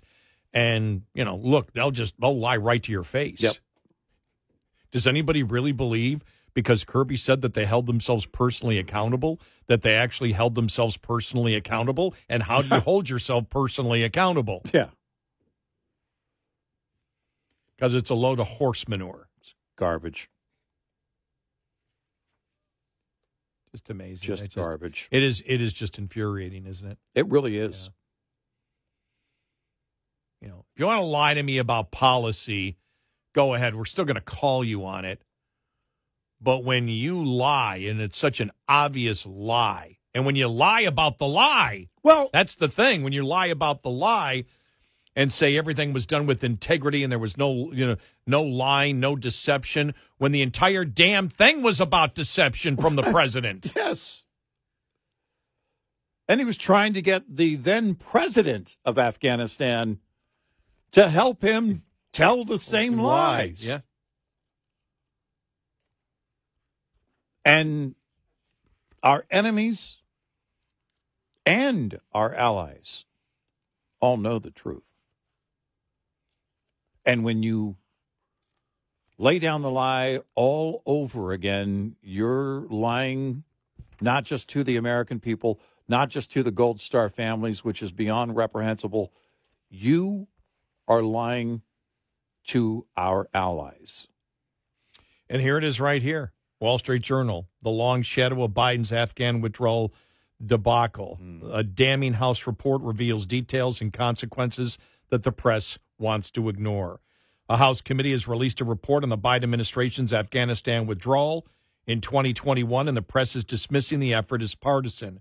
But credit to GOP Representative Michael McCall for adding to the public knowledge about the debacle whose consequences continue to harm U.S. security and bear on the stakes in November's election. And here's where the lie is, the big lie that we've been talking about. The House Foreign Affairs Committee report is a 350-page indictment of President Biden's choices at every single point, a portrait of a commander-in-chief determined to withdraw, a litany of military advisors counseled that the Afghan government would collapse if the U.S. removed the small complement of 2,500 troops in the country, which they all wanted to stay.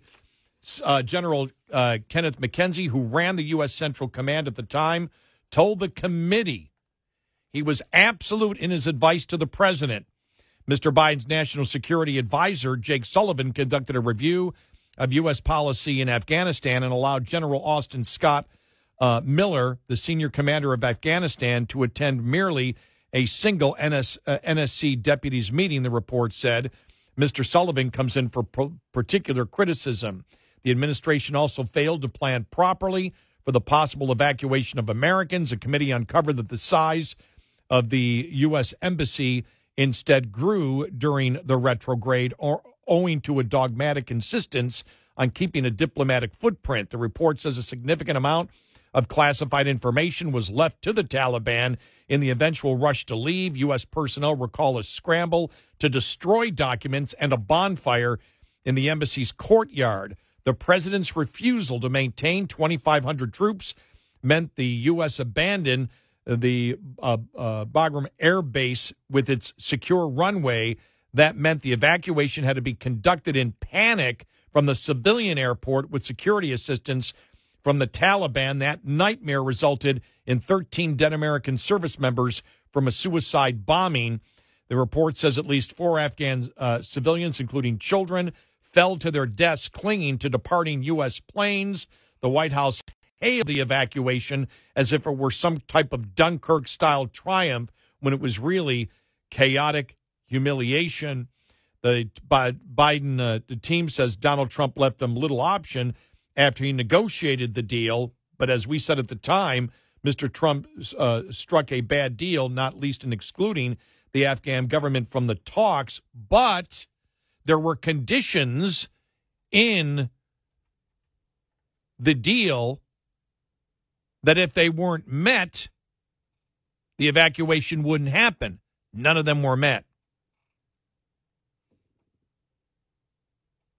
The press is wrong to consider this old news because the U.S. is still living with the damaging consequences. The report says the Taliban is now holding 7 American citizens, and the fate of Afghan women is horrific. Meanwhile, Afghanistan is again becoming a haven for jihadists of ISIS-K and al-Qaeda. The Islamic State attacks on Moscow and Iran could be preludes to an attack on U.S. targets. The Biden administration has not conducted a single strike against ISIS-K since 2021, the report says. Wow. But it's the big lie. It's the big lie that he kept promoting because he knew he couldn't. He knew after the debacle that he couldn't convince the American public that they had done it right, so he just lied. Well, it's what you do when you are a pathological liar and you built your entire career. Then, of course, you're going to do that in any situation. And that's what they did with Afghanistan. 866-90-RED-I. Lines open for your calls. 866-90-RED-I on Red Eye Radio.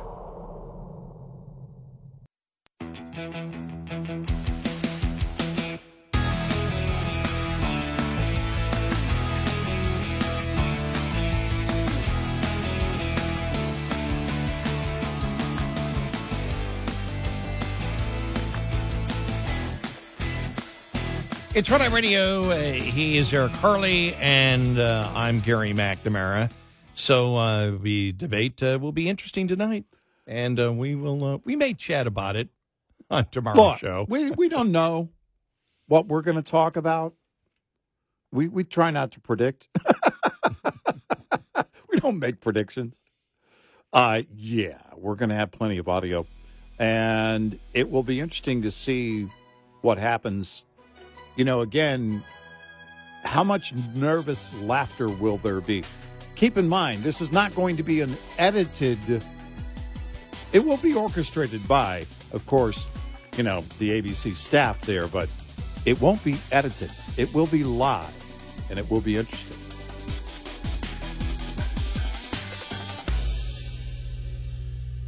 This is Red Eye Radio on Westwood One.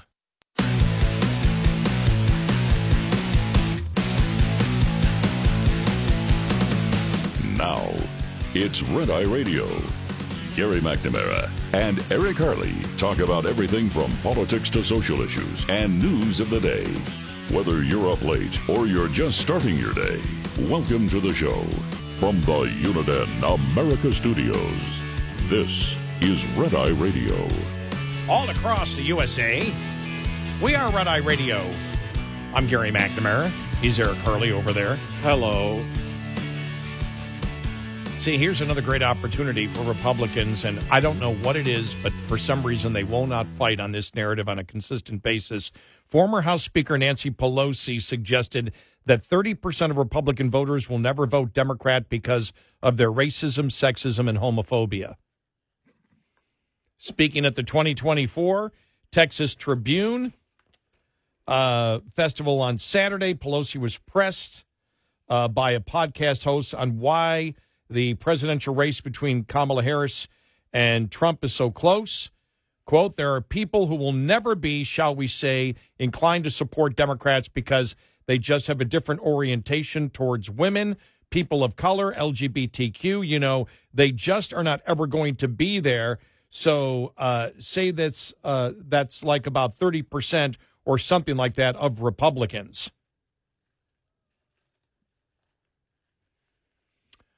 This is where you have an opportunity.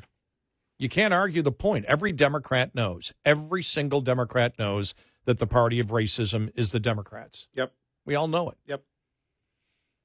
And if you weren't sure of it with the identity politics and judging people by groups and not individuals, you know it now with the anti-Semitism and Jew hatred coming out of the Democratic Party. And do we need to get started on the anti-women movement? Yeah. That is the Democratic Party? Right.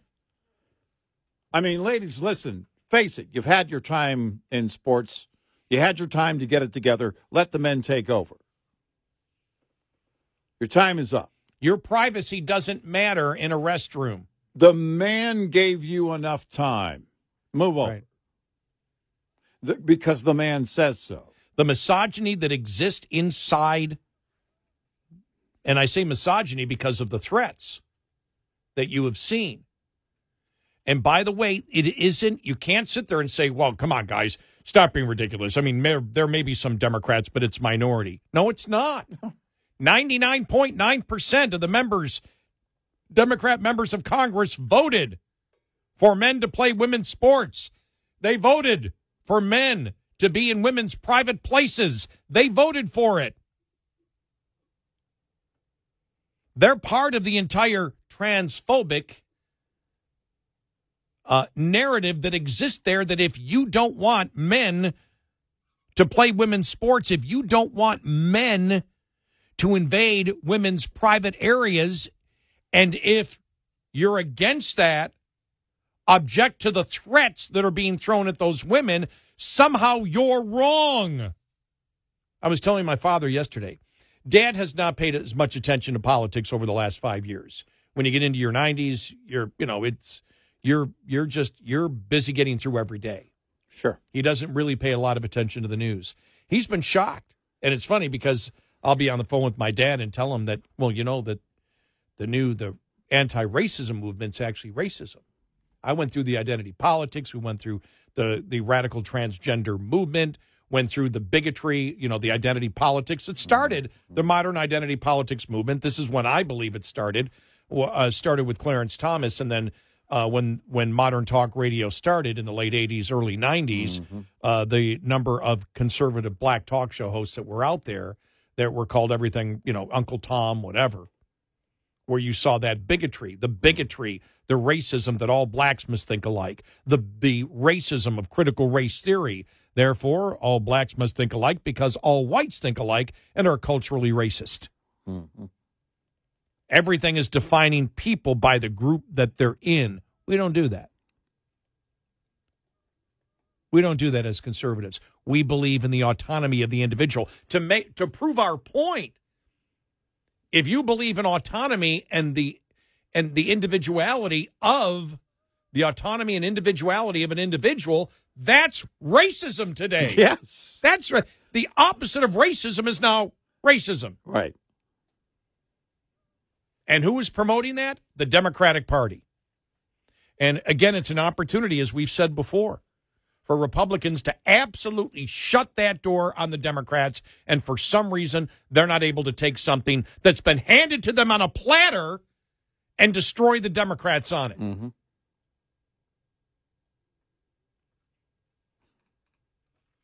There should be somebody constantly, when somebody like Nancy Pelosi or anybody else even attempts to imply that Republicans are racist, throw it right back in their face and go, excuse me, identity politics.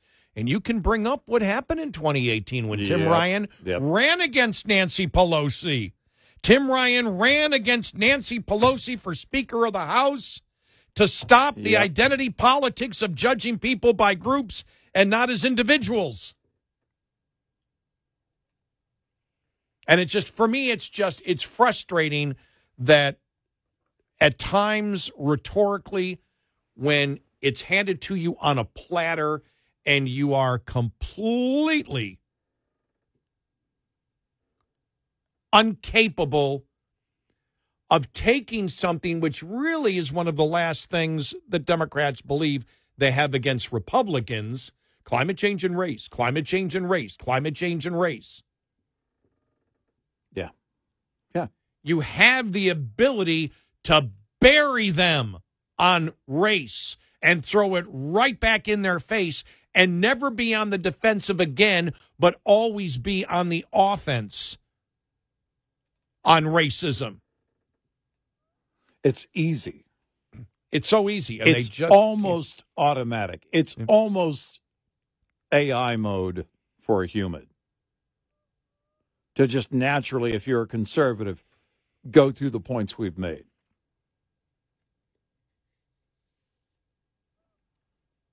Yeah, I don't know, maybe they're busy. The GOP. I don't know. Maybe they have other things to do. I don't know. It's been the most frustrating thing, especially identity politics, because for me, it's been something that I've been talking about since '89, since I became a talk show host. And so when you go through 35 years and you see what the Democrats are doing, and you see that the Democrats are the party of identity politics / racism / anti-Semitism, and it's absolutely obvious that it's there, and I've been screaming about it for 35 full years, in 3 weeks. Wow. First week of October of '89 is when I became a talk show host. Right. When I voluntarily said I would love to be a talk show host. You grabbed the torch and said, I'm going to be the voice of the future. Rush Limbaugh had been minorly syndicated for a year, and I wanted to be a Rush wannabe. You wanted to be a wannabe. Remember that? Yeah. Remember people would say, you just want to be a Rush wannabe. Yeah. It's like, well, no, I didn't want to be an anybody wannabe. I tried to run away from talk radio the first 10 years that I was in it. I just kept getting paid more money to do that than music radio or anything else. It took a while. It took a while for me to, actually embrace it. It's not what I wanted to do. And that's why I tell young people, well, you're doing exactly what you wanted to do. Are you out of your mind? This is the last thing I ever wanted to do. And now, 35 years into it in 3 weeks, a full 35 years, completing 35 years, going into 36. It's the best job. The job was made for exactly everything that I love. I didn't know it. And I fought it for a long time. I still do. But no, you don't. Neither of us do anymore. You can't make me. Well, yeah. I've told a lot of people, they say, how do you do it? And I said, I love running into the fire. I said, and I get that. I get that a lot now. Listeners would say, you guys just run right into the fire. It's more fun than it's ever been to do it. Yeah. Because the other side is nuts, where it actually makes you can bring incredible humor to what you're doing because they're so insane on the issues. Yeah.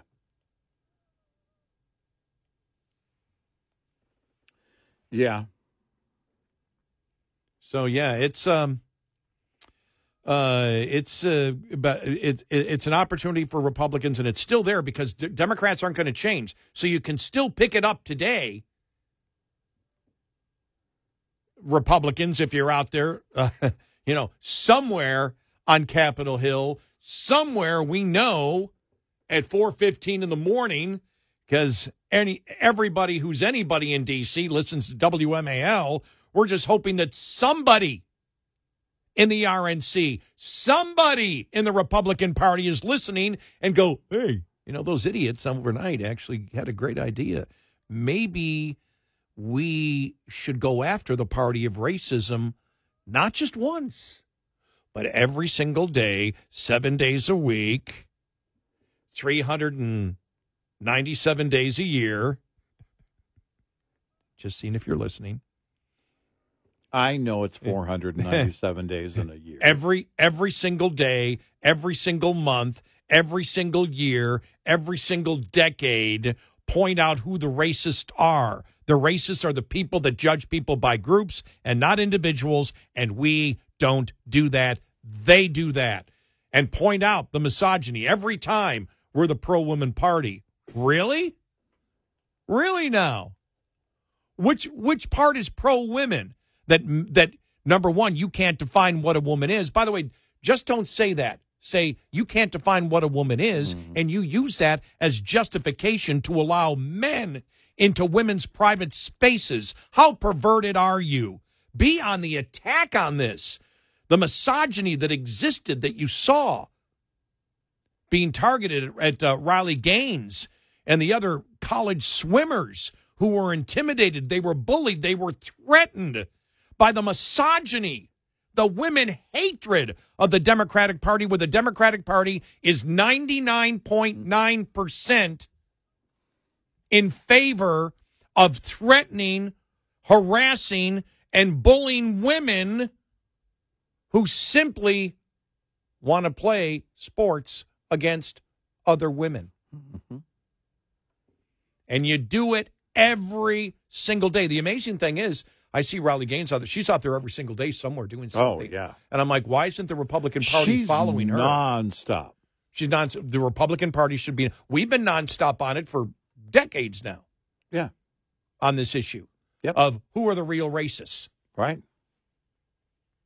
And the Democrats know it. Democrats are very uncomfortable. We know if you're a Democrat voter, you're uncomfortable with the official position of the Democratic Party being identity politics. Yet you let your representatives get away with their votes. Yep. And you don't call them out when 99.9% of them vote this way. And that's why this surprise, I can't believe there's so many anti-Semites. Where did this Jew hatred come from in the Democratic Party? We don't know where it came from. What are you talking about? It all comes from identity politics. They simply took identity politics. Blacks must think this way. Whites think this way. This group thinks this way. This group backs this way. This group should vote this way. All right. Oh, well, let's add Jews to the mix after October 7th. It wasn't really hard. Once you practice identity politics, once you judge people as a group and not individually, this is what you get. Well, we saw the anti-Semitism on the left years ago. Now they're carrying the signs. Now they're proudly promoting it themselves. We called them out years ago on it. To the point where, you want to know how radical they are? How radical are they? Alan Dershowitz quit the Democratic Party. Yeah. Dershowitz. Yeah. I'm sorry, but that's a bigger story than the Cheney story, which, by the way, did you notice how that died by the time we got to Monday? It was right. That was gone. Right. Completely gone. Yeah. It's, it's interesting. Somebody made the post yesterday. Okay, Democrats, here's where you are. You're now the party of Dick Cheney. We kind of said as much yesterday on the show, but that's basically where they are. It's the liberal media loves to grasp, any Republican and then run with it. We were very clear, I think we were, when JFK Jr., I think Tulsi Gabbard, she left her party before she endorsed Trump. So that was clear. She did that on her own. RFK Jr. put things into motion, but didn't really abandon completely until lately. And so it was, all right, he still doesn't agree on a number of things. So we're kind of watching that closely. I agree with him on some things. And when you see those things, I'm not necessarily embracing it. You and I make the observations. All right, here's what you've got. When you get an Alan Dershowitz, this is not like a Liz Cheney endorsing Kamala Harris. Liz Cheney has been part of Trump derangement syndrome for a while now. Her hatred for Trump is everything. Alan Dershowitz, other Democrats, long-term Democrats can tell you exactly why. Everything for Liz Cheney goes back to one guy. One person. One person. I'm not going to vote for somebody who's not a true conservative. I'm voting for Kamala Harris. That's basically what she said. Well, sorry, that doesn't jive. When we look at Democrats who have turned their backs on their party, who have left their party because they believe their party turned their backs on them, they're very clear as to why. And we point that out, and that's very critical. The liberal media loves the Cheneys, but ask the Cheneys why they're voting for Kamala Harris. It really comes down to their hatred for one guy. Well, yeah, because the video was out of Liz Cheney over the weekend, Yep. what she said about, Democrats and Harris and Biden. Yep. 866-90 Red Eye. Brought to you by Hot Shot Secret. Hi, I'm Jen Loomis, a transport safety expert at J.J. Keller, and I'm here to share a tip on compliance, safety, accountability. Compliance, Safety, Accountability, or CSA, is the FMCSA Safety, Compliance, and Enforcement Program. Its goal is to hold motor carriers and drivers accountable for highway safety and to reduce crashes, injuries, and fatalities on our roads. CSA does this by assessing the safety performance of motor carriers and drivers based on data collected during roadside inspections, crash reports, and FMCSA investigations. Based on the data that is compiled, motor carriers are assigned a score. The carrier is then grouped with other carriers who have had a similar number of safety events. Carrier scores within the group are then ranked to determine intervention priority. Low scores are better, so carriers with the highest scores are those that are most likely to be targeted for intervention by the FMCSA. Interventions range in severity and may include warning letters, roadside, off-site, or on-site inspections, civil penalties, or operation out-of-service orders. This tip was brought to you by J.J. Keller and Associates. Visit us at jjkeller.com. Get in touch with Red Eye Radio, toll free at 866-90 Red Eye.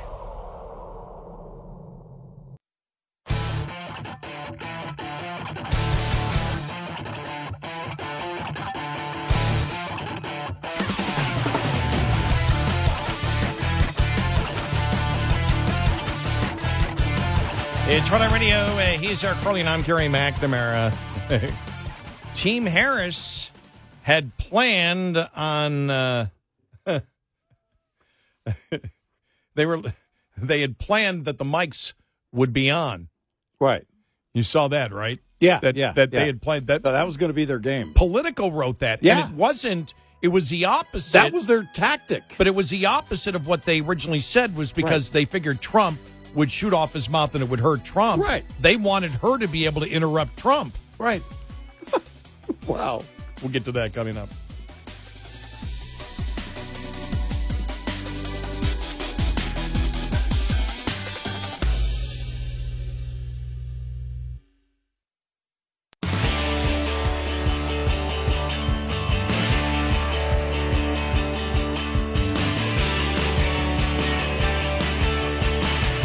You're listening to Red Eye Radio from the Uniden America Studios. And he is Eric Harley, and I'm Gary McNamara. Welcome and good morning. Just briefly, just want to mention about the whole Tyreek Hill traffic tickets and him being pulled from the car yesterday before the Miami Dolphins game. The body cam footage has come out on it. Mm-hmm. And again, we go back to what I was taught and you were taught. I was taught it both by driver education and by my parents when you get pulled over. And I still do it today, even though I haven't been pulled over in a long time because I'm old and I'm never in a hurry to get anywhere. But it's very simple. Last time I pulled over, didn't know if two cops were coming out or was one. and so sometimes you have one come to the passenger side. So I opened up all 4 windows, front and back, all the windows open, dome light on, hands on the wheel. I already had my license out of my wallet in my left hand at that point. That way the police officer could see everything. Why? I'm not taking any chances. I don't know what they're thinking when they're pulling me over. I don't know why they're pulling me over. Right. At times. So I don't know what they're thinking. I don't know. First thing that would go through my mind is, they think my car is stolen? I don't know that. I have no idea when they pull me over what's in the mind of that police officer. So what I do is I give them the ultimate respect and at the same time give myself the ultimate respect to ensure that there is nothing in this situation that is mistaken in any way. That my intent from the moment I am pulled over is extremely clear with that police officer. End of story. And I was taught that from driver ed, and I was taught that from my father. Here's what you do when you get pulled over. As you can see from Tyreek Hill, apparently opened, they had a knock first. They knocked on his window. Well, you open your window. And he said, stop knocking on my window. He said, I have to knock on the window. And then he put it down, gave him his license, and then put the window back up. You don't do that. Number 2, NBC reporting one of the tickets is for reckless driving. Reckless driving, when you're out there and you see somebody that's reckless driving, that can get somebody killed. Yep. I saw one report. I don't know. One report said he was going 100 miles an hour. I don't know if that's true. One report said that. I was looking for the actual. Specifically, he didn't get a speeding ticket. He got a reckless driving ticket. Right. But reckless driving is worse than speeding, as we know. Right. And you fully cooperate. You don't roll up your window again. You don't make yourself a problem. Every time I've been pulled over, every time. Except for the one time when we were teenagers and my buddy Jeff was pulled over by a police officer in the town that we lived in, that his father was on the police force, and he stuck his head out the window and said, yeah, what do you want? Except for that time, and that wasn't me, and it was like, you're an idiot. I'll never forget that one. And he got pulled over in front of my parents' house. It's like 2 a.m. and the lights are going. And Laughlin Air Force Base, mini bike. I was, 10, 11. Security police officer pulls me over. I was coming from the area of the back gate, dirt road, and then coming through this little shortcut area, and then basically trying to make my way back to the housing area where we lived. My father is the boss of all of the SPs on that base. So I learned very quickly, as you point out, you don't know why they're pulling you over. Now, I kind of had an idea when I was on that mini bike. Cimarron, New Mexico, 15, 18 years ago. Me, my son, my nephew in the car. They had been skiing. I didn't ski that day. We were up in Red River, New Mexico. They had been skiing. It was the week after Christmas. And I had been doing some shopping in town, and we were going to make our way back to Texas. Sun was going down. I was going to drive all night. And we get pulled over coming down the hill in Cimarron. I don't know what's going on. Don't know why I'm getting pulled over. And that's because I didn't see the speed limit drop from 50 to 35. And the officer was very nice about it, but before he approached the car, we pulled over in it looked like one of the only gas stations in town.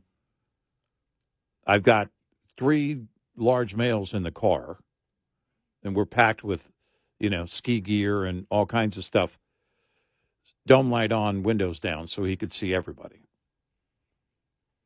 And then he told me, we've had a lot of wrecks here because the speed limit drops down to 35 because there's an intersection coming up, and I don't really have an option to give you a warning. I got to give you the speeding ticket. So, okay. But I had no idea. It's happened while I don't know how many times. I guess probably one other time that I can remember.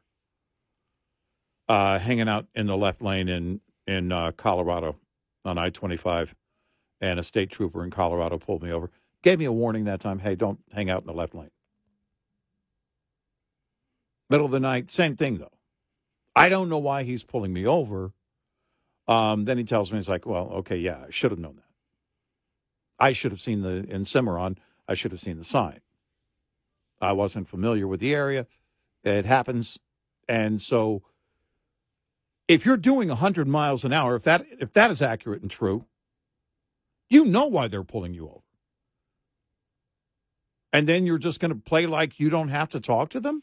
So the video from NBC News, the video shows Hill's car, and looking at the video myself, the video shows Hill's car pulled over and an officer on a motorcycle telling him that he was speeding and to pull forward, which he does.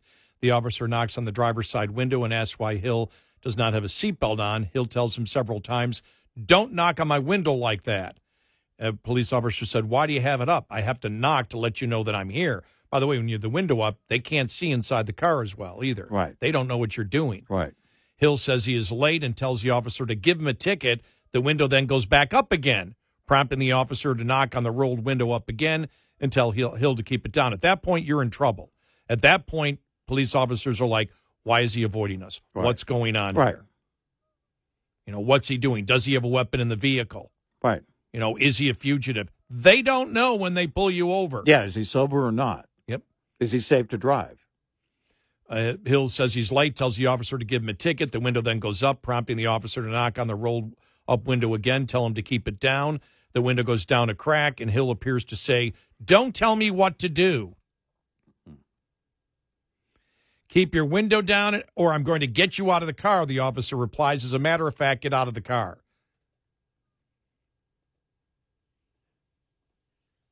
You get out of the car right now. We're not playing this game. Hill appears to tell the officers that he'll get out as the door opens. An officer reaches into the car and pulls him out.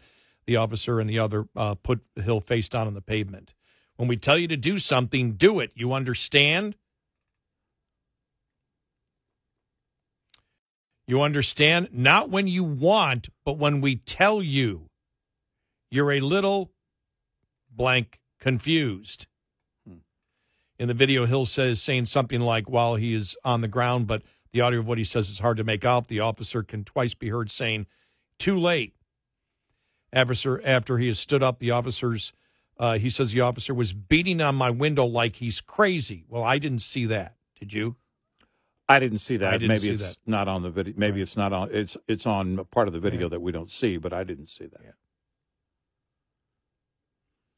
The video shows an officer telling him to sit down, and then another officer grabs his shoulders and seems to force him to a seated position. Hill shouts, I just did surgery on my knee. Later, as he is still seated on the sidewalk, another officer tells the officer who pulled him over, you know who that is, right? That's one of the Dolphin star players, to which the officer says, oh, yeah?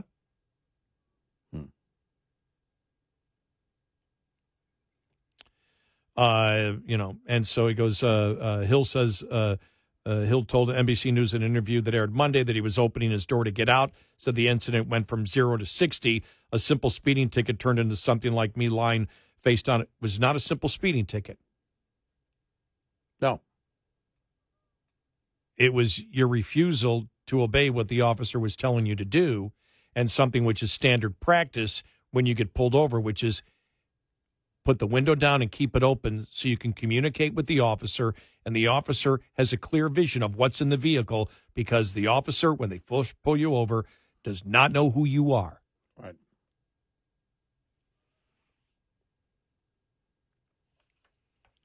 And then I guess he said something like about that he was black, and the officer said, hey, look at my skin color. Say they weren't going to go, basically said, don't give me that. Right. So, again, that video cam doesn't show everything. I saw why he was pulled over when he was speeding. I saw the officer on the one bike. And by the way, if you see when he's pulled over, it isn't one cop. There's a bunch of motorcycle police behind him. Yeah. So it'll be interesting to see in the story what specifically was the reckless driving. Look, I'll tell you one thing. One thing that gets, when I'm going down the road, if somebody passes me, and I really, if it's, we have high, speed limits here. Yeah, right. So I really don't need, there's nobody on the road when I normally come in.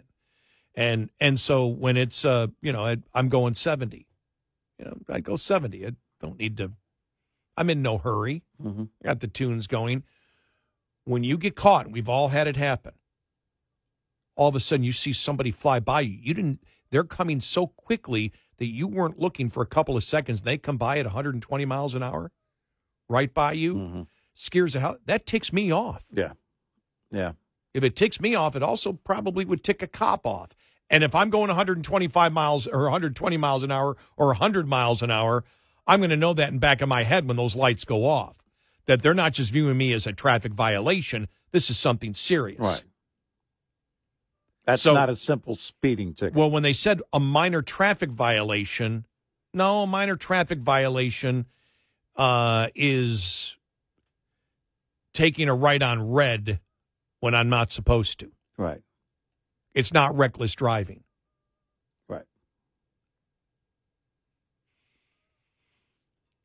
So, yeah, we'll see where this goes. And I'm sure there will be some that will attempt to make it racial, as we know. From what I can see, it was, you're not cooperating with us. Get out of the car. What are you hiding? Why are you doing this? Who are you? Yeah. Why you keep closing your window? Right. We can't see as well inside the vehicle when you do that. I'm assuming the car that he was driving, I couldn't tell what kind it was. Is it a Corvette? It's a sports car. Yeah. It's something very fast. Yes, I don't exactly. know. I don't know. So I'm assuming tinted windows on it. Yeah. Almost everything is sort of tinted these days. Right. Almost all new cars. They Yeah. may not be fully tinted, but you still can't see well inside the vehicle. You can't do that. An officer has to be able to see inside your vehicle. Well, because you have to know it looks like you're hiding something. Yeah, exactly. And then you roll the window back up quickly. That doesn't, you know why that's happening.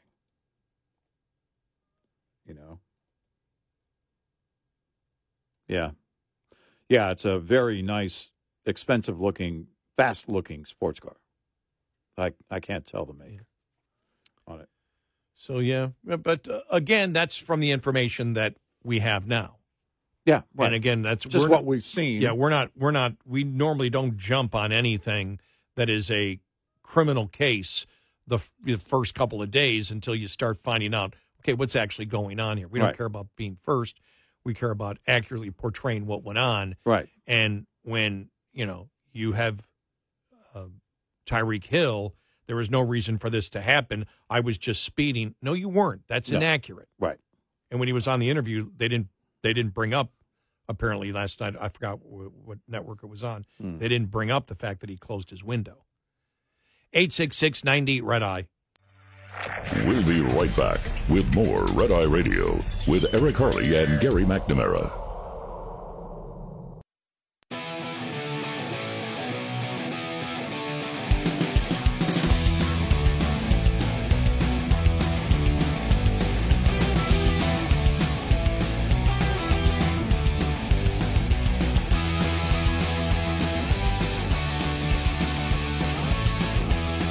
It's Red Eye Radio.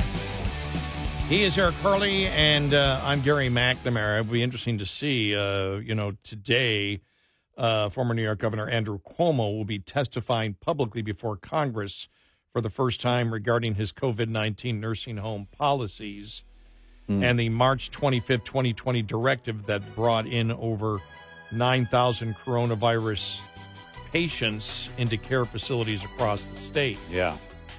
That's going to be interesting to see. It really will be.